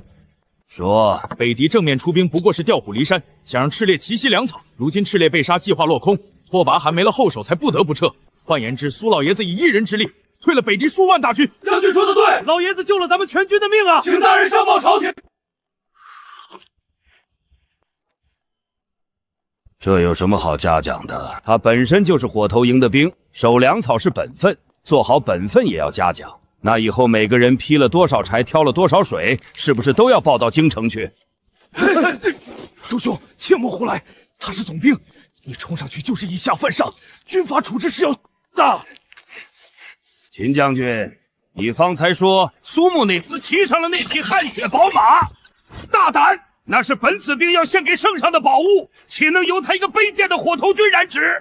那匹马是圣上的，谁碰谁就是大不敬。再者，嘉奖一个100岁老人，你们想过后果吗？这等于告诉天下，我大前军中无年轻能人，竟要靠个老头子打仗。陛下的面子往哪搁？朝廷颜面何存？到时候陛下怪罪下来，是你秦昊担着，还是你周虎廷担着？所以功过相抵，他擅骑汗血宝马的事，本总兵也就不追究了。这件事到此为止，谁也不许再提。总兵大人要是如此行事，恐怕难以服军心。军营里一切服从指挥，谁不服，本总兵就军法处置。你想试试？去，把那匹汗血宝马牵回来，好生看管。2天后挑1000精兵，随本总兵押送上京，献给陛下。都退下吧，本总兵累了。末将遵命。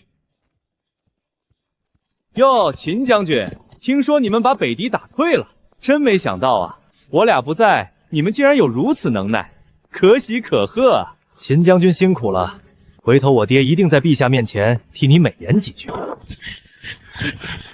那徐世贵太过分了，简直是欺人太甚！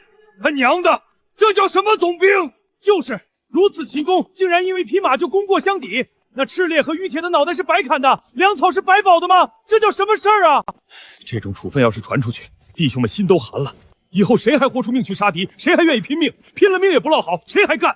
真替苏老爷子不值，这么大岁数了，拼了命杀敌，最后换来这么个结果，功过相抵。他犯了什么过？骑了一下马就算过？更离谱的是，北狄人还在外头虎视眈眈，2万大军就在30里外。他不想着守城，满脑子只想着送马邀功。他的脑子里装的都是什么？全是屎吗？刚才那俩货的嘴脸你们也看到了吧？早不回晚不回，偏偏这时候回来，准是徐世贵想带着那2个废物儿子一起上京捞好处，升官发财送将相京一个不落。行了，这件事容后再议，现在闹也没用。徐世贵是总兵，咱们是他的下属，咱们当务之急是火头营看看苏老爷子，他一个人杀了2个敌将，又追杀了那么远，回来倒头就睡，也不知道伤没伤着。你们要一起吗？那是自然，老爷子昨夜救了我一命，我得当面谢他。他娘的，徐世贵不认这个功，我周虎臣认。我们也是。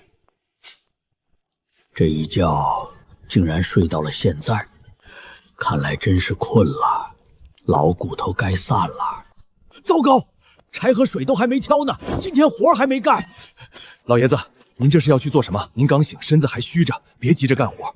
队长，老朽的柴和水都还没挑呢。对了，今天的任务量是多少？100桶水还是50担柴？老爷子，从今往后您都不用跟着我们劈柴挑水了，您的活咱们其余9个兄弟一起帮您分担了，一人分一点，轻轻松松就干完了。这不好吧？大家都是当兵的，怎么能把老朽的功分分其他兄弟承担？该干的活还是得干。算了，老朽还是继续劈柴，做好自己分内的事吧。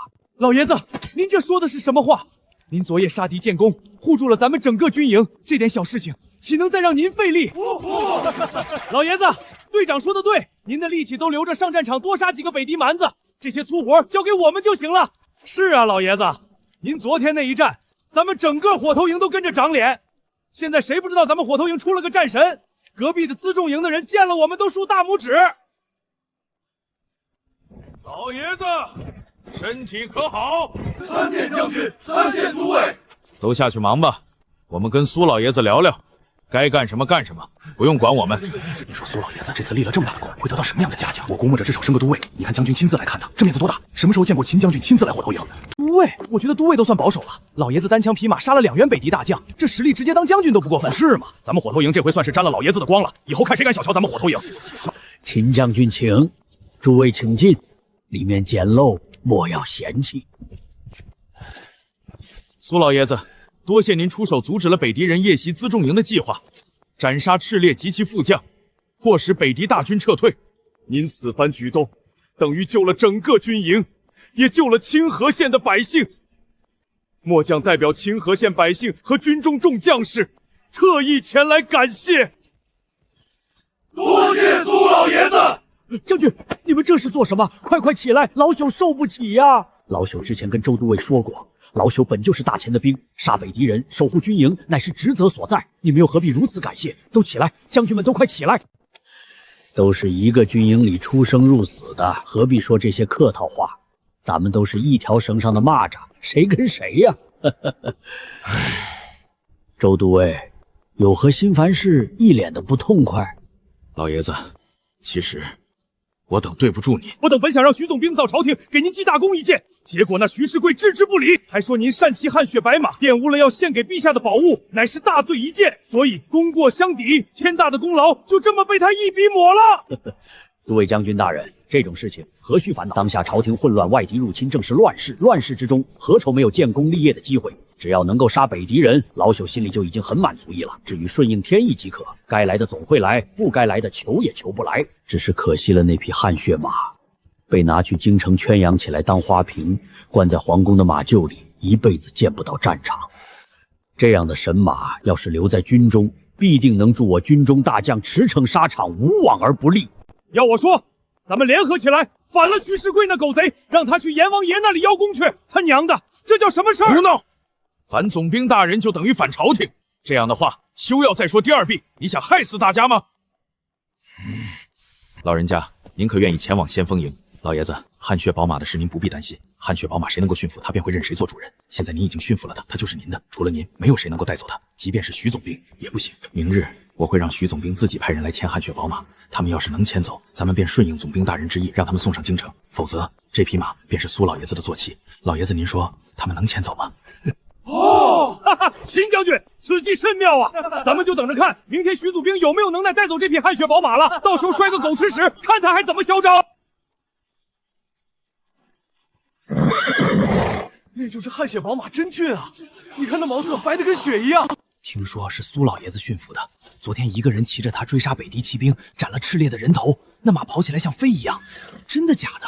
苏老爷子那个火头营的百岁老头，他一个人驯服了这么烈的马？我不信。骗你干啥？我亲眼看见的。那老爷子骑着白马从营门外回来，马背上挂着2颗人头，血淋淋的，吓死人。那马跑得跟箭一样快。我的天，这老爷子到底是什么来头？一个火头营的百岁老头，比咱们这些年轻人还能打。让开，让开！徐将军来了。爹，就是那匹白马，那就是汗血宝马，真俊啊！正是，此马乃百年难遇的神驹，本总兵是要献给圣上的。一个糟老头子都能驯服的马，能有多烈？我看也就是样子服人。老头，你就是那个火头军，就是你驯了这马？就你这样的还能驯服汗血宝马？该不会是蒙的吧？马自己跑累了，你捡了个便宜。老头，你聋了！本将军让你松手，你敢违抗本将军的命令？将军，这马性子烈，你小心些。刚才说过了，您非不听。烈，哈哈哈哈！老子从小骑马骑过的马比你见过的人都多，一个畜生还能翻了天？你让开，看本将军的！年轻人不知天高地厚。二弟，咱们同心合力驯服这汗血马，以陛下的性子，一高兴，说不定就把这马赏给咱们了。到时候咱们哥俩骑着这马上街，多威风！大哥说的对，到时候封赏到手，名利双收。您说这俩能撑几个回合？我赌他们连马背都上不去。朝文朝武，好好表现，让大伙瞧瞧咱们徐家二郎的本事。爹，您就瞧好吧。大哥，我先来。嘿。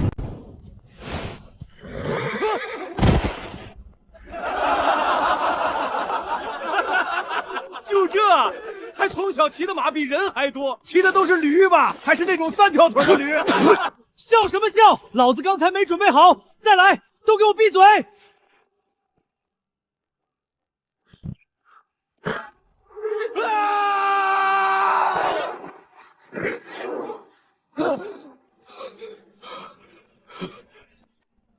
让开，我来。废，看我的！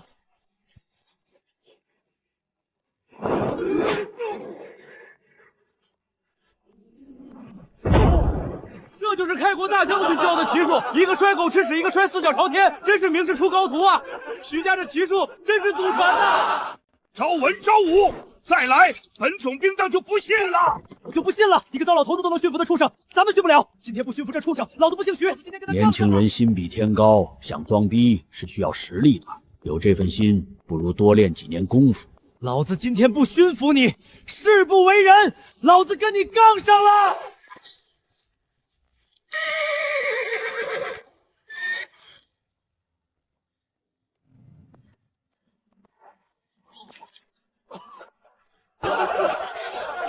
二弟，你怎么样？你别吓我！这一脚得有多大的力气？少说有上千斤，要是踢在脑袋上，不敢想象啊！徐将军拿着这条命算是捡回来的。你看，这胸甲凹进去了，过瘾。周文，快把你弟弟带回来！那暂且不管了，先救人，快救人！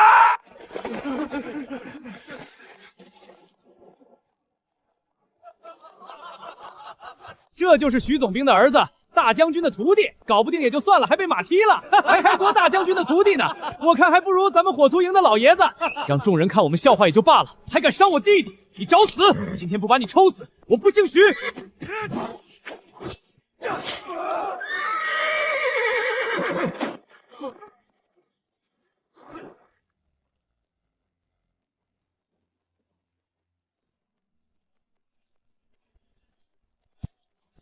秦昊，快救我儿！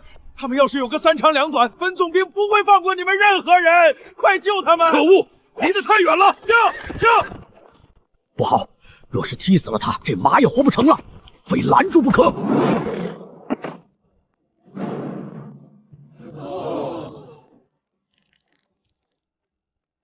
这个快入土的老东西竟然一把年纪了，一只手接住了1000多斤的马蹄！我的天，我是不是眼花了？我在做梦，老爷子接住了马！你没眼花，我也看见了，老爷子徒手接住了马蹄，那可是汗血宝马，发狂的时候力气比牛还大，2、3千斤的力气啊！老爷子这双手是铁打的吗？铁打的也扛不住，铁打的也得弯，这是神仙手段！你们说，这老爷子会不会真是天神下凡？要不然100岁老人哪来这么大的力气？昨天他一个人追杀几百北蝶骑兵，斩了赤烈。见凡人能哪个凡人能干出这种事儿？对，连秦将军都驯不服的马，到他手里跟小猫似的，绝对是天神下凡！我赌100两银子。这老爷子不是人，是神。我这句话放在这里，谁不服来找我。这老爷子竟然能徒手接住汗血蟒的前蹄，太离谱了！这完全超出了人的范畴。难道这老爷子真是天神下凡？这世上哪有人能徒手接住发狂的汗血马？我打了半辈子仗，从来没见过。好马儿，别惊慌，有老朽在，没事了，没人能伤你，也没人能伤别人。放心，没事了，有老朽在，谁也伤不了你。军医何在？快去看我儿子！快！军医，赶紧上前查看2位将军的伤势。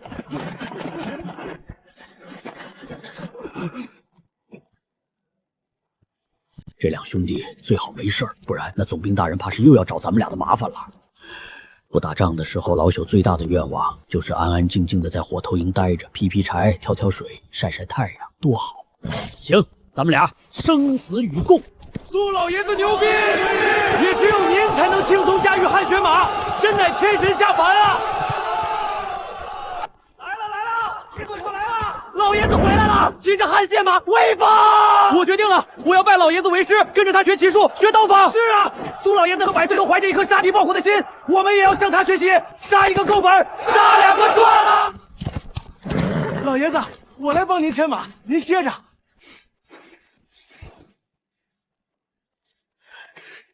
你们这是做什么？快起来！老爷子，您是我们火头营的骄傲。对，骄傲，火头营的骄傲。我们要拜您为师，跟您学骑术，学刀法，学了本事，上阵杀敌，建功立业。我要学老爷子那神乎其技的刀法，一刀一个北腰蛮子。我想跟着老爷子冲锋陷阵。老爷子，您要不嫌弃，收我当个干孙子也行啊。老朽就是个劈柴挑水的火头军，有什么好学的？老爷子您谦虚了，您要是只配劈柴挑水，那咱们连劈柴挑水都不配。对，您是天神下凡，咱们能跟着您学点皮毛就够用了。老爷子您就收下。老爷子，您要不答应，我们就长跪不起。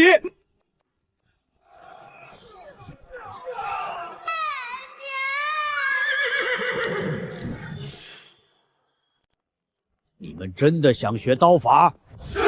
这一辈子见过太多北夷人烧杀抢掠，他们杀老朽的儿子儿媳，杀老朽的乡亲，杀大钱的百姓。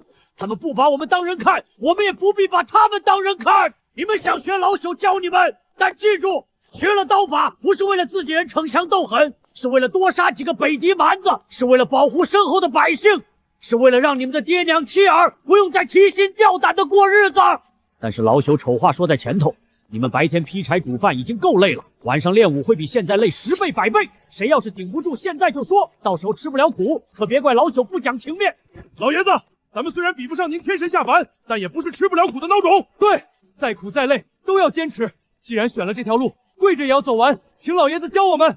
好，从今天开始，老朽便传授你们刀法和骑术，先从刀法开始。多谢老爷子。都起来吧，跪久了膝盖疼。今天火头营的活还没干完，大家得努力。黄昏时分到草垛场集合，记得把你们的刀拿上。谨遵苏老命令。哎呦，轻点，轻点，疼死我了！如何了？伤得重不重？骑兵总兵大人，2位将军没有性命之忧，只不过肋骨各断了5根，接下来的2个月需要静养，绝不能剧烈活动。2个月？你是说我儿2个月不能下床？总兵大人息怒，伤筋动骨100天，2个月恢复已是万幸。该死的汗血马，还有那个该死的糟老头子，有机会，本总兵定要让你知道厉害。骑兵总兵大人，秦将军求见。哼，这家伙难不成是想来看本总兵的笑话？让他进来。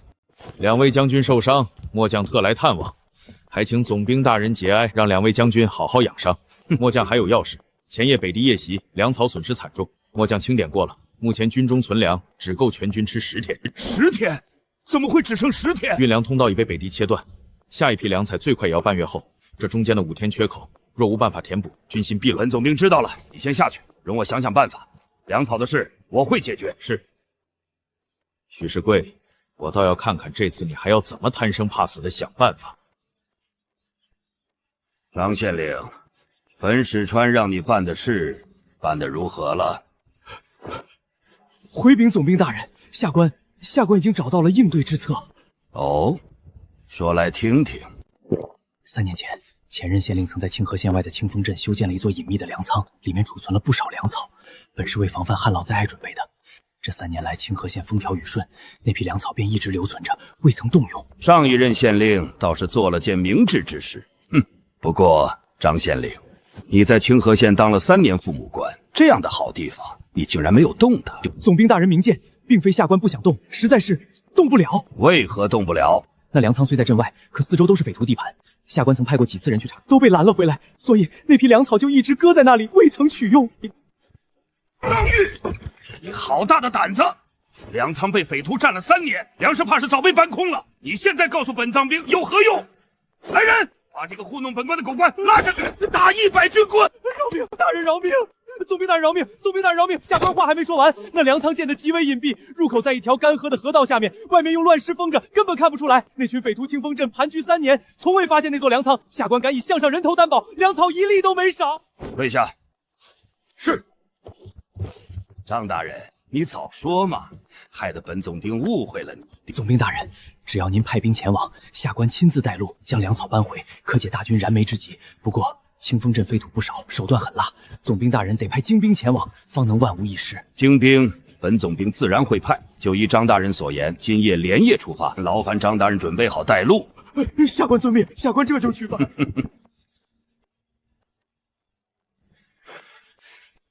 都吃饱了，饿着肚子可练不了刀。吃饱了，吃饱了就练。昨天教你们的五虎断门刀第一式都记住了吗？记住了。猛虎下山。苏老，徐子丁命您去中军大棚见他。徐总兵，他找苏老做什么？还能做什么？肯定是为了他那2个儿子的事儿，被汗血马踢伤了，想找苏老麻烦。苏老，您别去，谁知道那老小子安了什么心？苏老，我替您去，我是火头营的头，总兵大人有什么事儿，我代转告您就行。要杀要剐，冲着我们来！对，我们替您挡着，不能让苏老受委屈。别紧张，多大点事儿，说不定是总兵大人见老朽救了他儿子一命，特意要感谢老朽的。你们不要慌张。再说了，点名要见老朽，老朽要是不去，那就是违抗军令，到时候不光老朽有麻烦，整个火桃营都得跟着受牵连。你们好好练刀，老朽去就来。苏老，您小心。徐世贵这个人心眼比针尖还小，他2个儿子被汗血马踢伤，这笔账他不仅会算在马头上，更算在老朽头上。刀谢绝无可能，即便真的是刀谢，恐怕也是一场鸿门宴。爹，您真打算让那糟老头子带着火头营去清风镇押运粮草，就凭那些劈柴挑水的？这粮草可是关系着咱们大军未来战局的呀！万一出了岔子，整个军营都要断粮。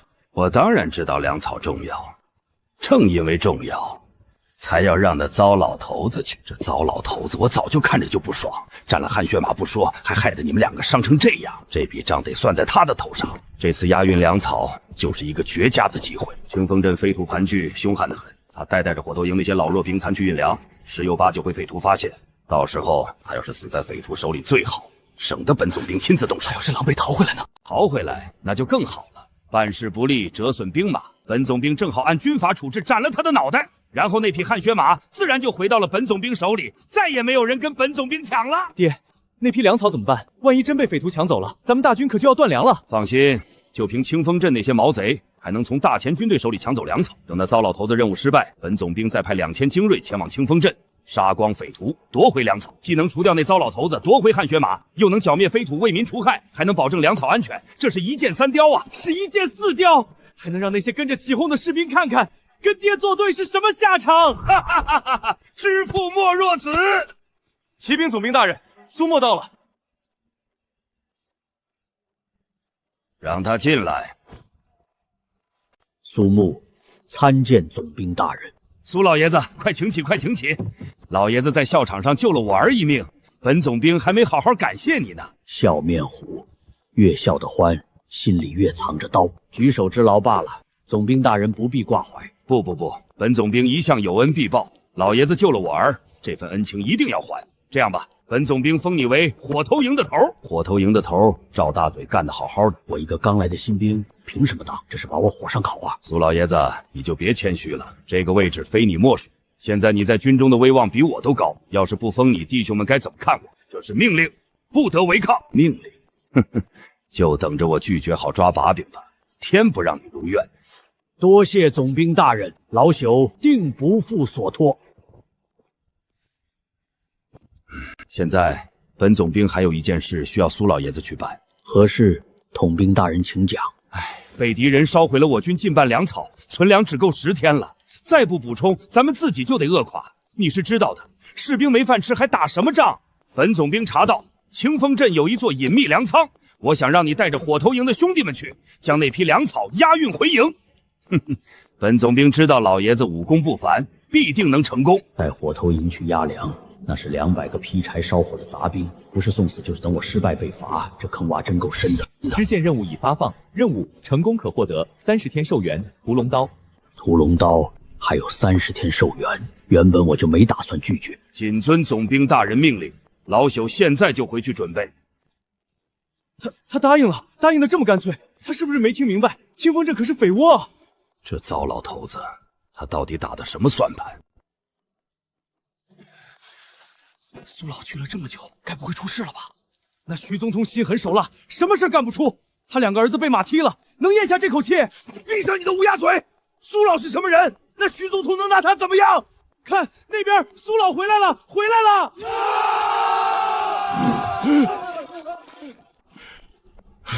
苏老，情况如何？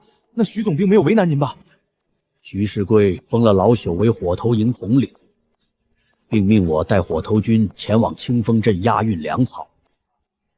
什么？让我们去清风镇押运粮草？那地方3年前就被一群匪徒占了，听说那帮人武功高强，杀人不眨眼，连官府都不敢惹。徐世贵这是要让我们去送死啊！可不是嘛，200个火头兵去匪子里运粮，这不是明摆着借刀杀人吗？苏老救了他儿子的命，他就这么暴打，良心被狗吃了！好了，都别吵了。这次是老朽连累了大家，此番前去清风镇的确危险重重，但老朽在此立誓，一定会拼尽全力护大家周全。往后老朽更会带着大家杀敌建功，绝不辜负诸位兄弟对老朽的期望。但是这次前往清风镇押运粮草，老朽绝不勉强任何人，谁愿意跟老朽去的，请上前一步。算我一个，怕什么？当兵就是为了打仗的，杀强盗也是为民除害，哪怕是死了，18年后又是一条好汉。既然已经拜了苏老为师，就会无条件的跟定他。苏老天神下凡，我就不信区区几个匪徒能拦得住我们。算我一个，也算我一个，我去，我也去。好，苏老，咱们火头营里没有孬种。好，本将军没想到咱们大前军营里的议案都藏在火头营里了。往后谁要是再敢小看火头营的弟兄，本将军就打100军棍。参见将军都尉。将军，您前来所为何事？徐世贵这次为了报复苏老，竟然使出如此卑鄙下作的手段，置大军粮草于不顾，妄为大前总兵。苏老为我军立下汗马功劳，却遭受如此待遇。等时机成熟，本将军定要向陛下参他一本。将军切莫慌神，自乱阵脚。现在又有火头营的兄弟们齐心协力助老朽，此事必成。你们2人即日加入火头营，协助苏老完成此次任务，一切听从苏老调遣，不得有误。遵命。苏老，这回咱们又可以并肩作战了，俺可想死您了。所有人听令，去准备马车、绳索、油布，把能用的工具都带上。天黑之前全部准备妥当，等黄昏之时，清河献祭一到，便立刻前往清风镇。是。骑兵总兵大人，火头营已经出发了。好，下去吧。爹，我有一个担忧，万一他们乔装打扮，偷偷潜入清风镇，神不知鬼不觉的把粮草运走了怎么办？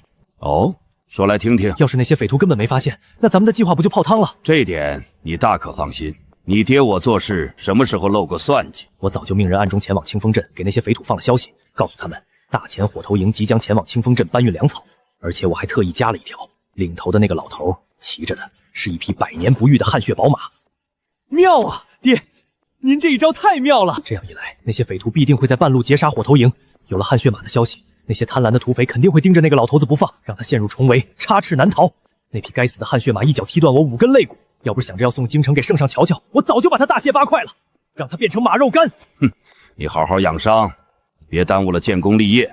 等那糟老头子死在土匪手里，那汗血马自然就是咱们的囊中之物了。我得去秦昊的营帐转转，看看那个不识相的将军现在还有什么话好说。喝，兄弟们干了！痛快！在马上，今晚不醉不归。启禀寨主，山下兄弟传来一个重大的消息。什么消息？难不成北敌人又杀回来了？说清楚！不是北敌人，山下说大前的火头营正往咱们清风镇赶来，说是要搬运粮食，大队人马少说有200人。搬运粮食？清风镇早被北敌人抢干净了，哪来的粮食？连耗子都饿死了。难不成那帮当兵的也想学北敌人来咱们地盘搜刮，欺负到咱们头上来了？几万人缩在清黑县，连个屁都不敢放，就知道抓壮丁欺负老百姓。见了北敌人跑得比秃子还快。大哥，要我说，咱们半道上埋伏起来，把这帮火头军全宰了。对，全宰了，抢了他们的马和粮，让他们有来无回。都安静，你继续说，他们去哪儿搬粮？说是前任县令在清风镇暗地里建了个秘密粮仓，里面存着海量粮食，够大军吃好几个月的。火头营这次就是要去搬空它。秘密粮仓，咱们在这儿待了3年都没听说过，大哥这是天赐良机啊！要是拿下这粮仓，够咱们弟兄吃1年半载的。镇上那些流民也饿了许久，分他们一点，咱们还能落个好名声。军师，这件事你怎么看？我总觉得不对劲，徐世贵那老狐狸会不会是打着运粮的幌子来搅咱们的？他早就看咱们不顺眼了。寨主多虑了，徐世贵此人仗着外戚身份上位，目光短浅且贪生怕死，让他剿匪，他既没那个胆子，也没那个本事，他连城都不敢出，还剿匪。那他为什么派火头营来？这不等于是送肉上门吗？寨主，他手里的精锐要留着防北敌保命，派火头营出来，就算全军覆塞了，他也不心疼。火头营就是炮灰，死了白死。这一趟咱们吃定了。还有个事儿，那火头营领头的是个白发老头，骑的是匹100年难遇的汗血宝马。汗血宝马？你确定那玩意儿可是传说中的神驹？确定，是从军营里传出的真消息，好几个探子都看到了，错不了。大哥，这可是神驹啊！拿下了够咱们吃一辈子，不能犹豫了，抢他娘的！好，既然老天爷不做，传我命令，全寨出动，干了这碗酒，去清风镇抢粮夺马。苏老爷子，那里就是当年吴县令建的隐蔽粮仓，入口就在那堆石头的后面，用乱石封着。这位吴县令倒是费了心思，藏得够深的。县城大人，打开它需要多久？100来号人，半个时辰，人手够了就快，不够就慢。县城大人为何如此惊慌？难不成这粮仓设了机关？老人家，您就不觉得好奇？咱们这一路走来，竟然没有任何阻拦。清风镇的匪土盘踞3年，早把这一带当成自家后院了。这恐怕是暴风雨来临前的宁静啊！实话告诉您，县衙以前派捕快探查，都被抓去折磨得遍体鳞伤。今天他们连个鬼影都没露，太反常了，太不对劲了。长风铁牛，你们过来。你们2人各带10名兄弟去四周放风，一有动静立刻汇报，不可恋战。是。其余人跟我破开石堆，搬运粮食。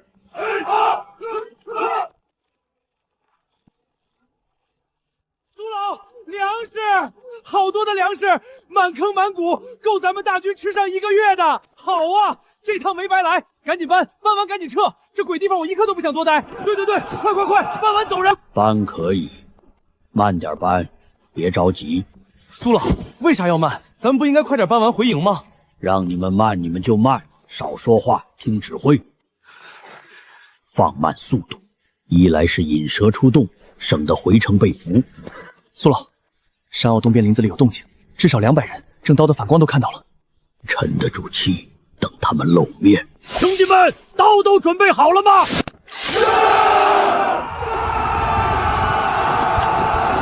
杀官兵，夺粮草，抢宝马。来得正好，让爷爷杀你们个屁滚尿流！爷爷正愁没处撒气。好马儿，又到咱们共同杀敌的时候了，冲过去，杀了他们的头！寨主，您看那个骑白马的，这老头不简单，能在100岁高龄骑汗血马深入虎穴，要么是疯了，要么是真有本事。不管是哪种，都不能小看。军师，你也太小心了。一个半截身子入土的糟老头子，能有什么本事？我一刀就能劈了他，都不带喘气儿的。大哥，我这就去提那老头的脑袋来见你。汗血白马，我亲手给您牵回来，您就在这儿等着看好戏吧。去吧，小心些，别轻敌。驾！一个快要入土的老头子罢了，看我一刀劈了你，然后牵了你的马回去喝酒。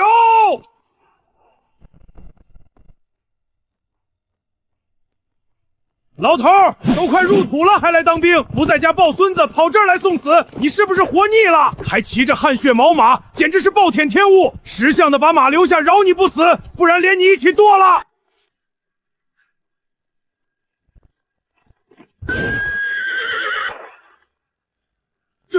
这汗血马也太厉害了，它能跳这么高！这就是100年不遇的汗血好马，它能北敌的战马还猛。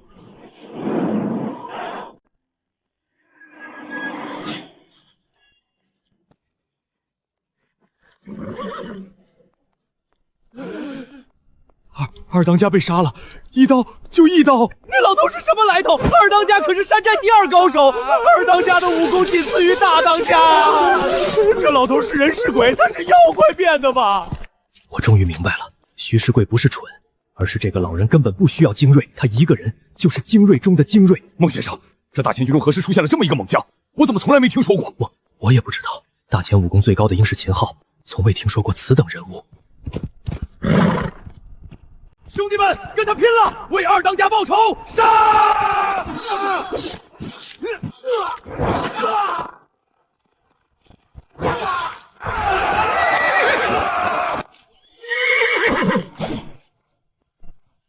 你们还要打吗？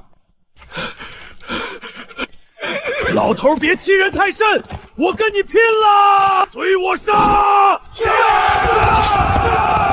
一起来也好，省得老朽在你们身上浪费时间。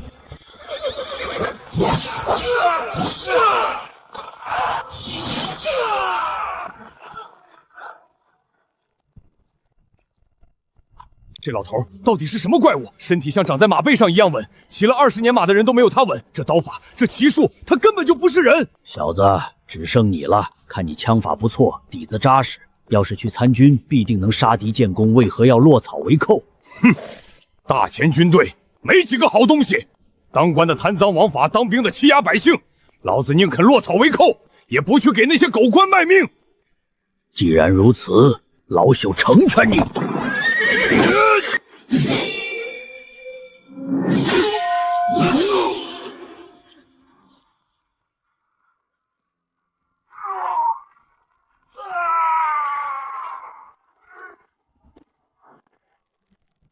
苏老小心！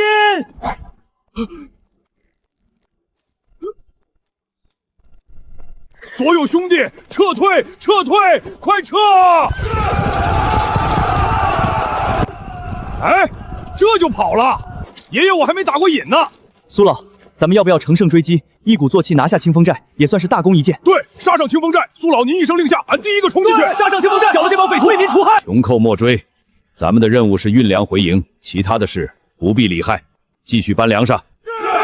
我就说吧，跟着苏老混准没错。你看那些匪徒吓得屁滚尿流，那什么大当家被打得跟丧家犬似的，下次见咱们估计得绕道走。100岁高龄神威至此，活了40多岁，从没见过这样的人，一刀劈倒一片。徐总兵派他来，真是神来之笔。苏老，您叫我何事？难道您觉得清风寨还会杀回来？他们已经被打怕了。这群乌合之众绝不敢再来，我担心的是北敌人。长风，你带10个兄弟看看是否有北敌人活动的迹象。是。大当家的，大当家的，您怎么样？您别吓我！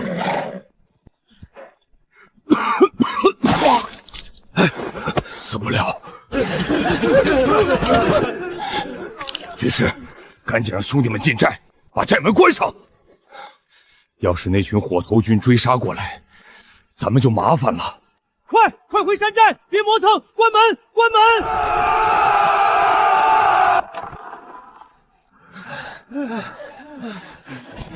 累死我了，这辈子没跑这么快过。你们说那老头这把年纪了，头发白成那样，怎么还能骑马打仗，比咱们这些年轻人都猛？可不是嘛，那汗血宝马多烈的性子，到了他头下跟小猫似的，想怎么骑就怎么骑。当兵就当兵呗，还分到火头营？火头营是烧火做饭的地方啊！大前军队是没人了还是怎么的？让这个100岁老头去火头营，那他娘的到底是火头营还是战神营？廖导，你们看清了没？我站在10几丈外就看见刀光一闪，二当家的刀就飞了，人也没了。幸好那群官兵的目标只是粮草，若是那白发老人强攻，这寨门怕是挡不住他几刀。大当家的，您这身子骨是真扎实，这一击换了旁人，肋骨少说断3、5根，您竟然只是皮肉伤，骨头没事，真是万幸。不过能把您打成这样，那老头得多大的力气？大当家的，您好些了没有？老谢怎么说？好些了，老谢说了，没伤到骨头。那些火头军追来了没有？目前不见动静，不过应该不会来了。他们的任务是搬运粮草，不是剿匪。粮草搬完，自然就回去了。这次咱们损失太惨重了，二当家胡彪没了，几10个兄弟也没了。该死，都怪我，是我太大意了。大前军队何时来了这么一号人物？一个老头武功高成这样，还被分到火头营。这徐世贵葫芦里到底卖的什么药？有一句话，我不知道当讲不当讲。说这件事或许是一件好事。大当家的，您想，大前军队中有这样的能人义士，说明大前还没有烂到根森里。有这样的人物在，或许真能打赢这场仗，把北敌人赶出去。这不也是您的愿望吗？您虽然恨朝廷，恨那些狗官，可您心里是盼着大前好的，盼着北敌人被赶出去的。够了！军师，其他的话不必多言，我尤忠义这辈子都不会忘记我爹是怎么死的。是那些狗官贪赃枉法、草菅人命，把我爹活活冤死在牢里。大前军队打赢了又怎样？赶走那些狗官还是狗官，谁来还我爹的命？我要让那些狗官血债血偿。军师，什么都不用说了，现在你派人去给我查清楚那个老头的来头。3天，我要知道这老头的所有底细。清风寨的血债不能就这么算了。是，谨遵大当家命令。大哥，醒醒，赶紧起床看好戏了。大哥别睡了，按照时辰，火头营那帮家伙今天一早就该回营了，咱们可不能错过看那老头出丑的好戏啊。哎呀，我怎么把这么重要的事儿给忘了？快，去爹的营帐。按照时间，苏木那帮火头军要是能成功，今天一大早就该回来了，现在还没动静，说明任务失败了。失败了就好。爹，苏木那糟老头子回来了没有？还没，都这个点儿了还没回来，说明任务失败了，咱们的计划成了。好啊，真是一个好消息，咱们终于可以出一口恶气了。这回，咱们兄弟俩要把失去的尊严全部拿回来。你这厮怎么回事？本总帅还没让人传你，你跑进来做什么？火头营的人回来了。粮草呢？火头营有没有把粮草运回来？运回来了，全部运回来了，满满当当几10车，够咱们大军吃1个月的。这怎么可能？火头营那帮伙夫怎么可能从清风寨的匪徒手里把粮草运回来？总兵大人，秦将军请您过去一趟，清点粮草。哼，本总兵倒要亲眼瞧瞧，是不是真的把粮食运回来了。苏老爷子，你们这次真是立大功了，一下子弄回来这么多粮食，解决了咱们大军的燃眉之急啊！火头营的兄弟了不得！从今往后，咱们火头营不再只是烧火做饭的了，咱们也能上战场杀敌了。有苏老在，咱们怕谁？是不是兄弟们？对，苏老无敌！牛！低调，不就是对付几个匪徒罢了，不值得吹嘘。哪天等你们亲手杀了几个北敌蛮子再说这句话吧。今天能活着回来，靠的不是运气，是手里的刀。刀快了，命就硬了。知道了，苏老。苏木，火头营的弟兄，好样的！这次任务完成的非常出色，又是大功一件。秦将军，您说咱们的总兵大人看到这一幕，会不会被气死？总兵大人，清风镇的粮草已经全部搬运回来了。弟兄们，开箱！好，辎重营把粮草卸下来，登记造册。总兵大人，这次火头营和苏老立下大功，理当记功嘉奖。记什么功？比原先规定的时间晚了2个时辰，还好意思记功？苏木，你自己说说，为何会晚到2个时辰？回总兵大人，路上遇到了北敌人的一队侦察兵，正试图潜入清河县，我们花了点时间将他们全部诛杀了，这才耽搁了行程。杀北敌侦察兵？哼，你说是就是，怎么证明？对，怎么证明？你们火头营一帮伙夫能杀得了北敌侦察兵？吹牛也不打草稿。你说是就是吗？空口白牙谁不会说？总兵大人，整个火头营的将士都可以作证，先锋营的顾长风和赵铁牛也在场，这还能有假？对，我们都可以作证。苏老杀了北敌侦察兵，我们亲眼看见的。火头营沆瀣一气，当然都站在一条线上，谁信？真是恶心！徐小将军，你要证据！弟兄们，退下来！徐小将军，这些都是证据，自己看吧。老朽没闲工夫跟你们争论这些，先回营休息了。好，回营。这一下，徐总兵是彻底失了军心了。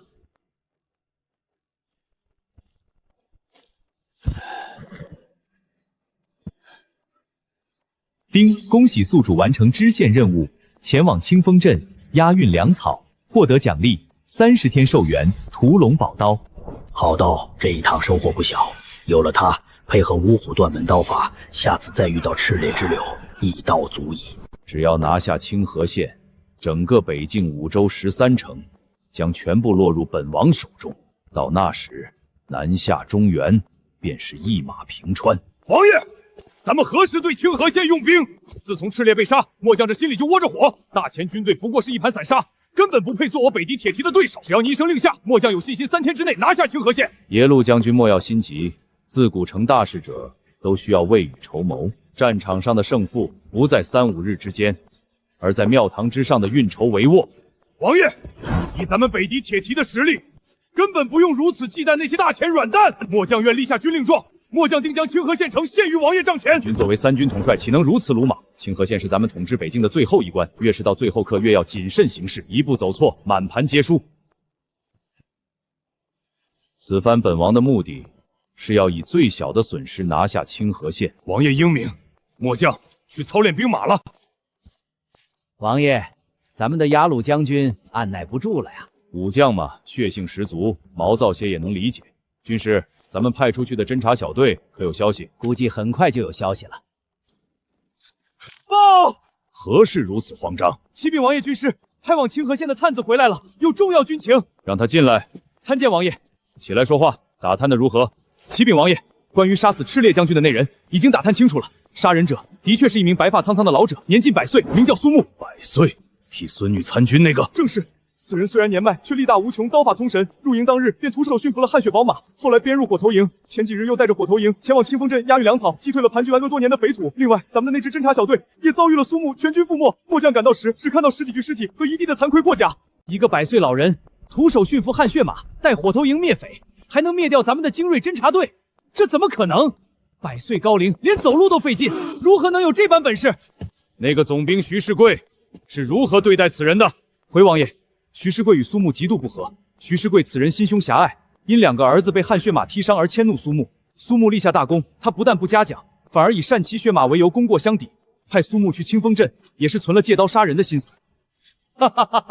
王爷何故发笑？军师，你想想，一个100岁老人有如此经世之能，却被总兵处处打压，分配到火头营，这说明什么？说明徐世贵此人妒贤妒能，不得军心。不错，将帅不和，军中上下离心离德，这样的军队就算有猛将如云，也不过是一盘散沙。军师，本王已经有了破敌之策。王爷，小臣愚钝，可否告助？既然他们将帅不和，那咱们就来个离间计。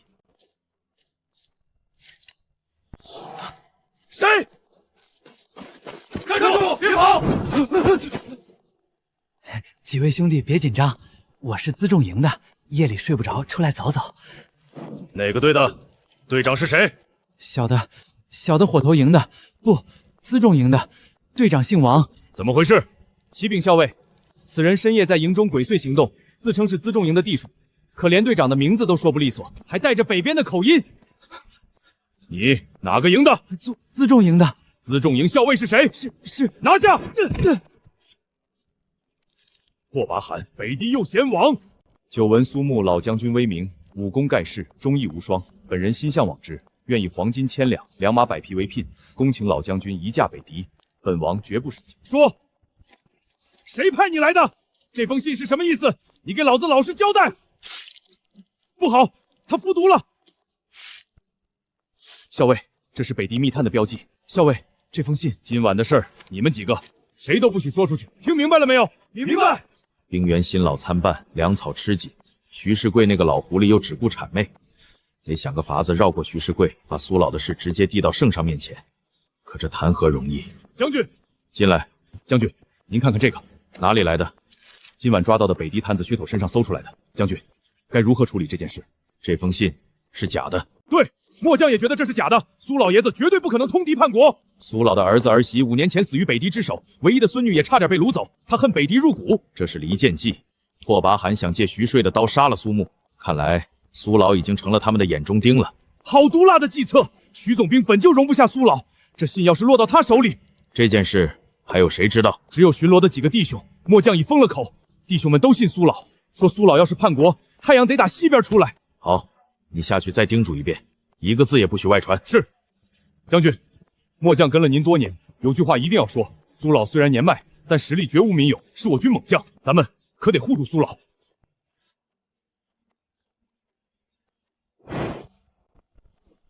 第一式猛虎下山，起；第二式虎啸山连；第三式恶虎扑食。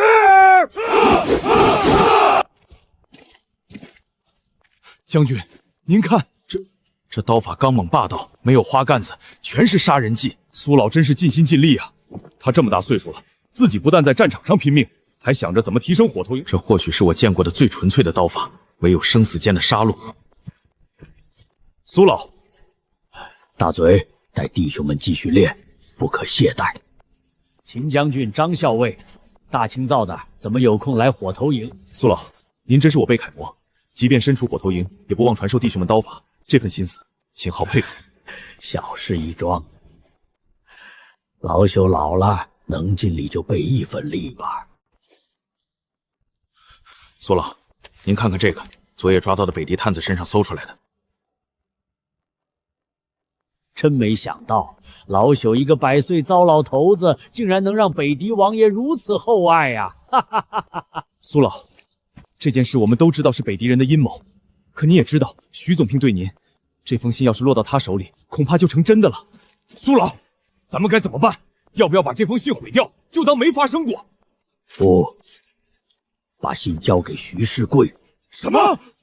苏老，您可知道结果？徐世贵本就对您心怀不满，他一定会借机下死手的。苏老，您三思啊！徐总兵那个人什么事干得出来？拓跋罕想借徐世贵的刀杀老朽，那咱们就顺了他的意，将计就知道这封信让他对老朽发难，军中兄弟们肯定不答应。这样一来，咱们就将帅不和，闹越大越好。然后老朽带着火头营离开军营，做出分道扬镳的样子。拓跋罕见我军内乱，必定大举进攻清河县。到那时，老朽再杀回来，杀他个措手不及。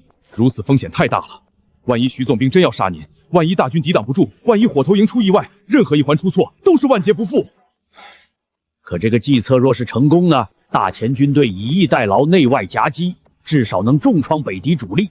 苏老，您想好了？想好了。老朽活了100年，什么事儿没经过，不差这一遭。好，就依苏老之计。苏老，末将佩服。张校尉，这封信由你交给徐总兵，记住，要做的像是你昨夜搜到，还没来得及禀报秦将军，就先惩处兵大人了。张衡，戏要做足。徐世忠生性多疑，你越是想隐瞒，他越会起疑。你就大大方方的交上去，一切听他定算。末将明白。苏老，您这一步走得太险了。不入虎穴，焉得虎子？秦将军，请依计行事吧。总兵大人，昨夜末将巡查营房，抓获一名北狄奸细，那奸细服毒自尽，身上搜出这封信，末将不敢擅自处置，特来禀报总兵大人定夺。好你个苏穆，竟然敢和拓跋罕这个北狄王爷暗通吹去！本总兵就说嘛，一个100岁老头哪来那么大的本事？原来早就与北狄人互通。原来是在演戏。总兵大人，此事该如何处置？如何处置？通敌叛国，按律当斩。张衡，你立刻带上先锋营，前往火头营，将苏木那老东西本总兵拿下。这徐世贵逮住机会，真一点也不放过，这是要把苏老往死里整。好在他已经上钩了。末将领命。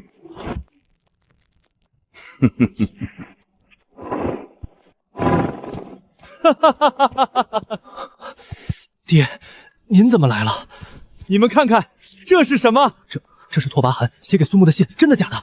黄金1000两，良马100匹，好大的手笔！这北狄王爷真够大方的。昨夜张衡抓住了北狄奸细，从身上搜出了这封信。苏木那老东西通敌叛国，证据确凿。好啊，终于让咱们逮住机会了。苏木啊，苏木，你这个糟老头子，这次我看你怎么逃！通敌叛国，那是要杀头的，杀头都便宜他了。他在校场让咱们丢尽了脸，汗血马踢断了咱们的肋骨，此仇不报，我徐昭武誓不为人。爹，这封信会不会是假的？万一是北狄人的计谋呢？假的又怎样？真的又怎样？本总兵说是真的，他就是真的，谁能证明是假的？那老东西在军中威望再高，能高得过本掌柜？秦昊再护着他，能护得住一个通敌叛国的奸细？到时候人杀了，汗血马收回，军中那些跟着他起哄的人也就消停了，一箭双雕，谁敢不服？爹，高，实在是高。跟着苏老，这日子过得真带劲儿。这刀法练的，我也觉得自己像个将军了，以前哪敢想。火头营的都出来！怎么回事？张校尉，您这是要干啥？苏木，奉总兵大人之命，你涉嫌通敌叛国，现将你缉拿归案。来人，拿下！谁敢？赵大嘴，你要造反！造反！苏老是什么人，我们比谁都清楚。运粮、杀敌、付辎葱，哪次不是豁出命去干？说他通敌，放他娘的狗屁！谁信？谁敢动苏老？苏老不会通敌！谁敢动苏老，先过我们这一关！戏做到这个份上，够了！苏沫抗命不遵，火头营聚众拒捕，都给我拿下！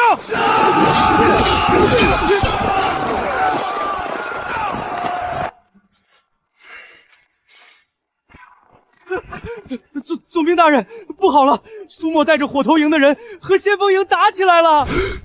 什么？苏木拒捕，火头营的人护着他，先锋营的人抓不住，现在已经打出营门了，外面全是人。完了，完了！苏木这是要造反，他眼里还有没有军法？报，总兵大人，苏沫带着火头营杀出重围，往北边跑了，追都追不上。往北，那是去清风镇的方向，他们要去投奔清风寨的匪土。好啊，果然是一伙的。爹，不能让他们跑了，苏木那老东西要是跑了，后患无穷。对，派人追，一定要把他抓回来，活要见人，死要见尸。传令，命周虎臣都尉率领3000精兵，即刻出营追击，务必把苏木和火头营所有人抓回来，活要见人，死要见尸。苏木，你跑不掉的。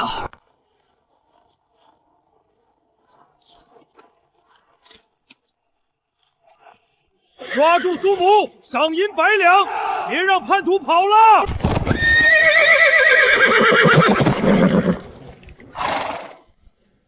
停，原地安营。启禀将军，末将已经按照您的吩咐，一路上闹出了不小的动静。探子来报，沿途至少有3波北狄探子盯上了咱们，他们一定已经知道咱们出营追杀苏老爷子的事了。好，戏演足了，就看北狄人上不上钩了。大人，接下来咱们该怎么做？原地等着。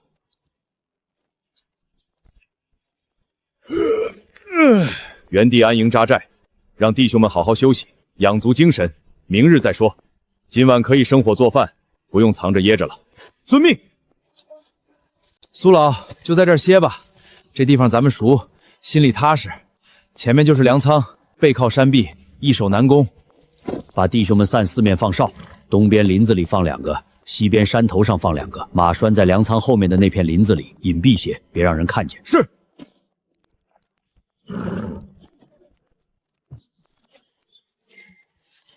苏老，您喝口水。苏老，您说那北狄人能上当吗？我听说那右贤王拓跋汗足智多谋，心思缜密，打仗从来不忙干。咱们这出将计就计，只要徐世贵这把戏就成了。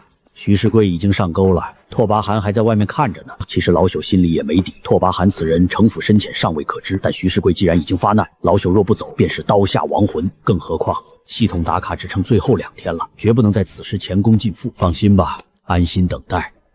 老朽什么时候骗过你们？大当家的，这一仗咱们损失惨重，二当家也没了，死了37个兄弟，短期内不宜再有冲突。那个老头太邪门了。大当家的，大事不好了！山下的兄弟传信，上次那个白发老头带着火头营的人又回来了，正往咱们清风寨方向来。又回来了？他们来做什么？上次不是已经搬空了吗？他们全副武装，而且他们身后还跟着3000大前精兵，就在不到10里地的地方。3000精兵，一个老头就够咱们受的了，现在还来3000官兵，这是冲着咱们清风寨来的。大当家的，那老头任务完成的好好的，为何突然带兵杀回来，还被官府追杀？这说不通。巨师，会不会是那老头得罪了朝廷，走投无路跑来避难？他在火头营待不下去了。避难？全副武装带着追兵，这是来避难，这是来灭咱们的。先别慌，若真是冲咱们来，早就攻山了。或许他们的目标是北境30鲁外的北狄人，会不会是把咱们这儿当跳板了？这穷乡僻壤除了咱们，还有什么值得兴师动众的？再探再报，我要知道那老头的一举一动，哪怕是说了什么，吃了什么。传我命令，全寨兄弟刀出鞘，剑上弦，寨门加2道门山，墙上多派弓箭手，一有风吹草动，立刻禀报。是，我这就去办。